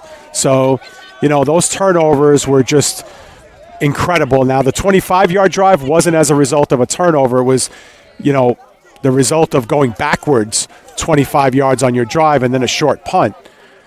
But these are the little things that are the difference in games. And there's a lot of discussion going on. Both coaches are now collecting with the officials, want to make sure that all the players keep their heads in the game because there's still a game going on. And, Joe, there's coolers on the field. They're lining things up. So perhaps the officials have called this one, I believe, earlier than intention. Now Sean Spencer's telling his team to get back on the sideline, that this game is not over. And you don't see that very often. The players lined up for handshakes. The Legion are obliging. Many of their players were making their way toward the 50-yard line to shake hands. Yeah. Is the game over is the question. Well, we've seen this a couple of times, and remember when the Demon Knights got possession inside the 5, there was 4 minutes left on the clock. And certainly 4 minutes have not come off the clock. Now, you think the game is in hand for Empire State. Guys were pushing and shoving, and a lot of ugliness happened after that play. So perhaps you just want to call it. But a lot of Demon Knights players are taking off their equipment and pretty much, ending this game. But they have to line up here for a 2-point conversion. All right, so it does not appear the game is over, though many of the Demon Knights did not look like a bunch of players getting ready to go back out there. And if you're the Legion, even though your chances are slim, I'm not sure how you could be okay with the game just ending here. Yeah, absolutely not. You want to play it through. This is your season. Something happens on the kickoff or, you just never know. And, we haven't been in business that long, Joe, only a year, but we've seen a lot in this year that tells us that this game is not over. Well, let's go back. I believe now we're going back about 7 months to our debut arena football game. You're right. Fourth quarter, what was it, a 3-score game? 3-score game with 4 minutes left. 3-score game, 4 minutes left, and, well, we had 4 scores in the last 4 minutes. All of them belonged to one team. Yep. So anything can happen. Yep. And then last year's EFA championship game, we thought the Pharaohs were a lock to win that game because if you remember, Joe, they had a score lead and then they had that big run. Yeah, the huge all run. All the way. And then the Gators made an unbelievable stop. They end up getting the ball back, and then G-Block almost led them all the way down the field for the would-be score when we thought the game was over. And, boy, were we wrong. I mean, the Pharaohs were able to hold on, but, we've seen some dynamic things happen at the end of these games. So That it ain't over till it's over. Championship last year. It was. We could only hope that we're treated to a similar game this year. I was going to say we have to hope that this year's championship lives up to that championship where the Pharaohs got up big early in that game. We saw the Gators kind of coming apart on the sideline at halftime. There's some ill feelings, but they got themselves back in the game, and the game essentially ended on the final play. It was a Hail Mary that went incomplete, and the Pharaohs were able to hang on. They are the 2-time defending champions of the EFA, and one thing we know for sure, there'll be a new champion this year. It'll be either the Bears or the winner of this one. And We even failed to mention G-Block was the last of 3 quarterbacks to play for the Gators in that game. Yeah. They had 3 different quarterbacks. One of them went on to win a championship in the AAL2, Stephen Colon of the Jersey Bearcats, as the Legion jump off sides again. And we should mention, Joe, that that try is good. Yeah. The Jersey Bearcats of the AAL, the American Arena League 2.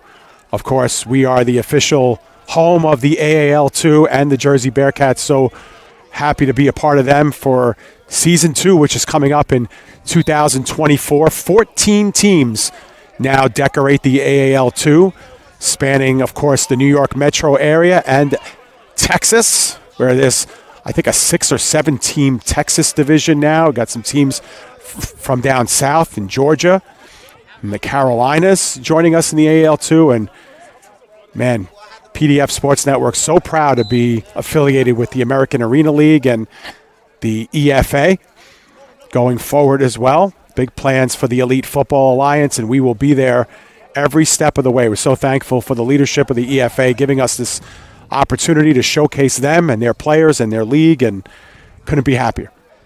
And I think the best is yet to come, not only for the AAL2 and the EFA, but many of the other leagues we cover. Of course, the WFA on the slate back in the spring as well, and we hope to work closely with Division II champions, New York Wolves. The New York Wolves, who moved up a division, so now they're in the pro division. Hope to have some New York Wolves football and the Tri-State Warriors of the Division II Women's Football Alliance, women's professional football, the home here on PDF Sports Network. So I thought they might award the 2 points on the try after the pass was completed to Ray, but they have to run the play back because it was blown dead with the encroachment penalty. Caballero continuing to utilize the hard count. And Sawicki will throw. And that's intercepted by Sadiq Nathaniel. You have to think he's seen that play before. Right. Threadgill, all season long, has been involved in those play-action receiver or running back pass plays that go to the back corner of the end zone. So once again, this game will have to be stopped due to a player injury. I'm not sure I've ever seen something like that in a game we've covered here on PDF. The play was over. Sawicki went down to his knees and then very slowly positioned himself on the turf facing the ground and stayed down for a lengthy period before he gets up and walks off the field with some help. Well, Joe, just to tell the people at home, we lost our internet connectivity feed. We went from about 3 bars to SOS on all of our phones and our hotspot. So we missed a few minutes. Now, we did record those minutes and could put them up on YouTube later, but looks like we're back. I don't know, some dark cloud must have passed over us, Joe, but we're at the mercy of our wireless hotspot out here, and that kind of kicked us off, and now we're back on. But we missed a touchdown that the Legion scored off of a big run from Sadiq Nathaniel to set things up, and the Legion scored their first offensive points of the game. And we under siege perhaps left? We heard about 140 to 145, and I think that is reflected by the fact that the Legion attempted an onside kick. Now, I'm something of a conspiracy theorist. I heard a lot of aircraft passing over this field as we lost the internet. A series of helicopters and planes passing by to our left. Not sure if that had something to do with it, but it just so happened to occur when our internet went out. So the Demon Knights take over. They lead by 6, and the Legion need a stop here or their season is over. Best case scenario, they have just under a minute with possession and a very long way to go. Yep, and the 2 timeouts, of course, remaining. We believe those stand here, as they did not have to use any timeouts on their offensive drive. There's only one thing you can't do here if you're the Demon Knights, and that's turn the ball over. They hand off up the middle to Threadgill, and he picks up a few. The timeout is called immediately by the Legion. They'll have 1 left. That is confirmed by the near side official. It's a good 3-yard gain. That sets up 2nd down and 7. if you're the Legion here, you have to know that barring a really gutsy third down play call, you're going to see 3 straight runs here. Empire State will keep the clock running. And if you're on that sideline right now for New York, what could be going through your mind in terms of what you're going to do offensively should you get it back? Someone has to be formulating a plan of attack for what will be a miraculous drive required situation coming up if the Legion get the ball back. The huge play by Nathaniel was a designed run for Nathaniel, was it not, Joe? You know, I have to admit, I caught it during the tail end of the play. Once he reached the sideline, I saw the big red bar on the screen. I wasn't sure if we were live. Yeah, it was a designed run, so maybe that's the key. Maybe. As that tackle is made in the backfield, I think that was Nicholas Spencer on the carry. It's a gain of 1. Check that. Yep. It was DeRosa Jr. Yeah. I knew there was a 3 at the end of that number. I think the Legion have used their last timeout, I believe. No official. No, maybe not. Maybe they're letting the clock run here, and they'll call it after this play. It's third down, even though the down marker says second. This is 3rd down and 6. Now the timeout was called, Joe. Okay. So the Legion I was going to timeout. say, I'd be shocked if they didn't use it. Because if you don't use it and the Demon Knights pass the football, then you're left with egg on your face, having the opportunity to have stopped the clock. And choosing not to do so, you allow the Demon Knights to run off an extra 40 seconds. I don't think they're passing, Dave. I don't think there's any chance. But we'll see. Yeah, and essentially what's going to happen, Joe, is the Demon Knights are going to pick up a first down and they win the game, or they're going to come up short. They're going to have to punt on 4th down and give the ball back to the Legion with, you'd like to think, 20 seconds left, maybe 30 seconds at most, because we believe there's just over a minute remaining in this game, and the Legion will not be able to stop the clock at the end of this play, which means that undoubtedly they are running here in this situation. But who knows? You think so? Yep. I think they will. I think the Legion thinks so, so you might be able to deceive them with a pass, but I doubt it. Well, you'll certainly deceive them. The question is, will it work? Not every deception is successful. 3rd and 7. Make it 3rd and 6. Hard count by Caballero. They toss it to Richards. First down, wins the game. Richards down at the 50. Very lucky if he got out. He got out, Joe. He went out of bounds. They did push him out. What a mental lapse. I saw the official stop the clock. Waved both of his hands above his head. Incredible. 4th down and 4. Believe the clock is stopped. 1:23 remaining, Joe, and he did go out of bounds. Wow. Is there any chance they go for it? I would not. I wouldn't. I would not. Is there a chance? Yeah. If they don't get it, the clock stops anyway. It's not like you have to get the first. If you're going to go for it, you absolutely have to get the first. Otherwise, you've done it for nothing, because no time will come off here.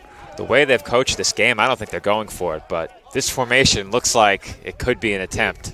Oh, my goodness. Oh, boy. It's a great punt. Snap. Great punt. Another good one from Caballero, and Nathaniel breaks a tackle. He's headed up the far sideline.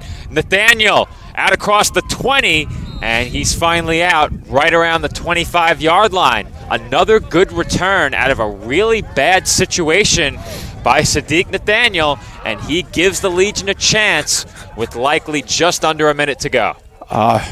Joe, I think it is over a minute. It was 1:23 when that punt sailed. The clock didn't run on that last play, yeah. We're like at 1:15, 1:16. So we know for a fact it was 1:23 when they kicked? Absolutely, because they came over to the near sideline here and told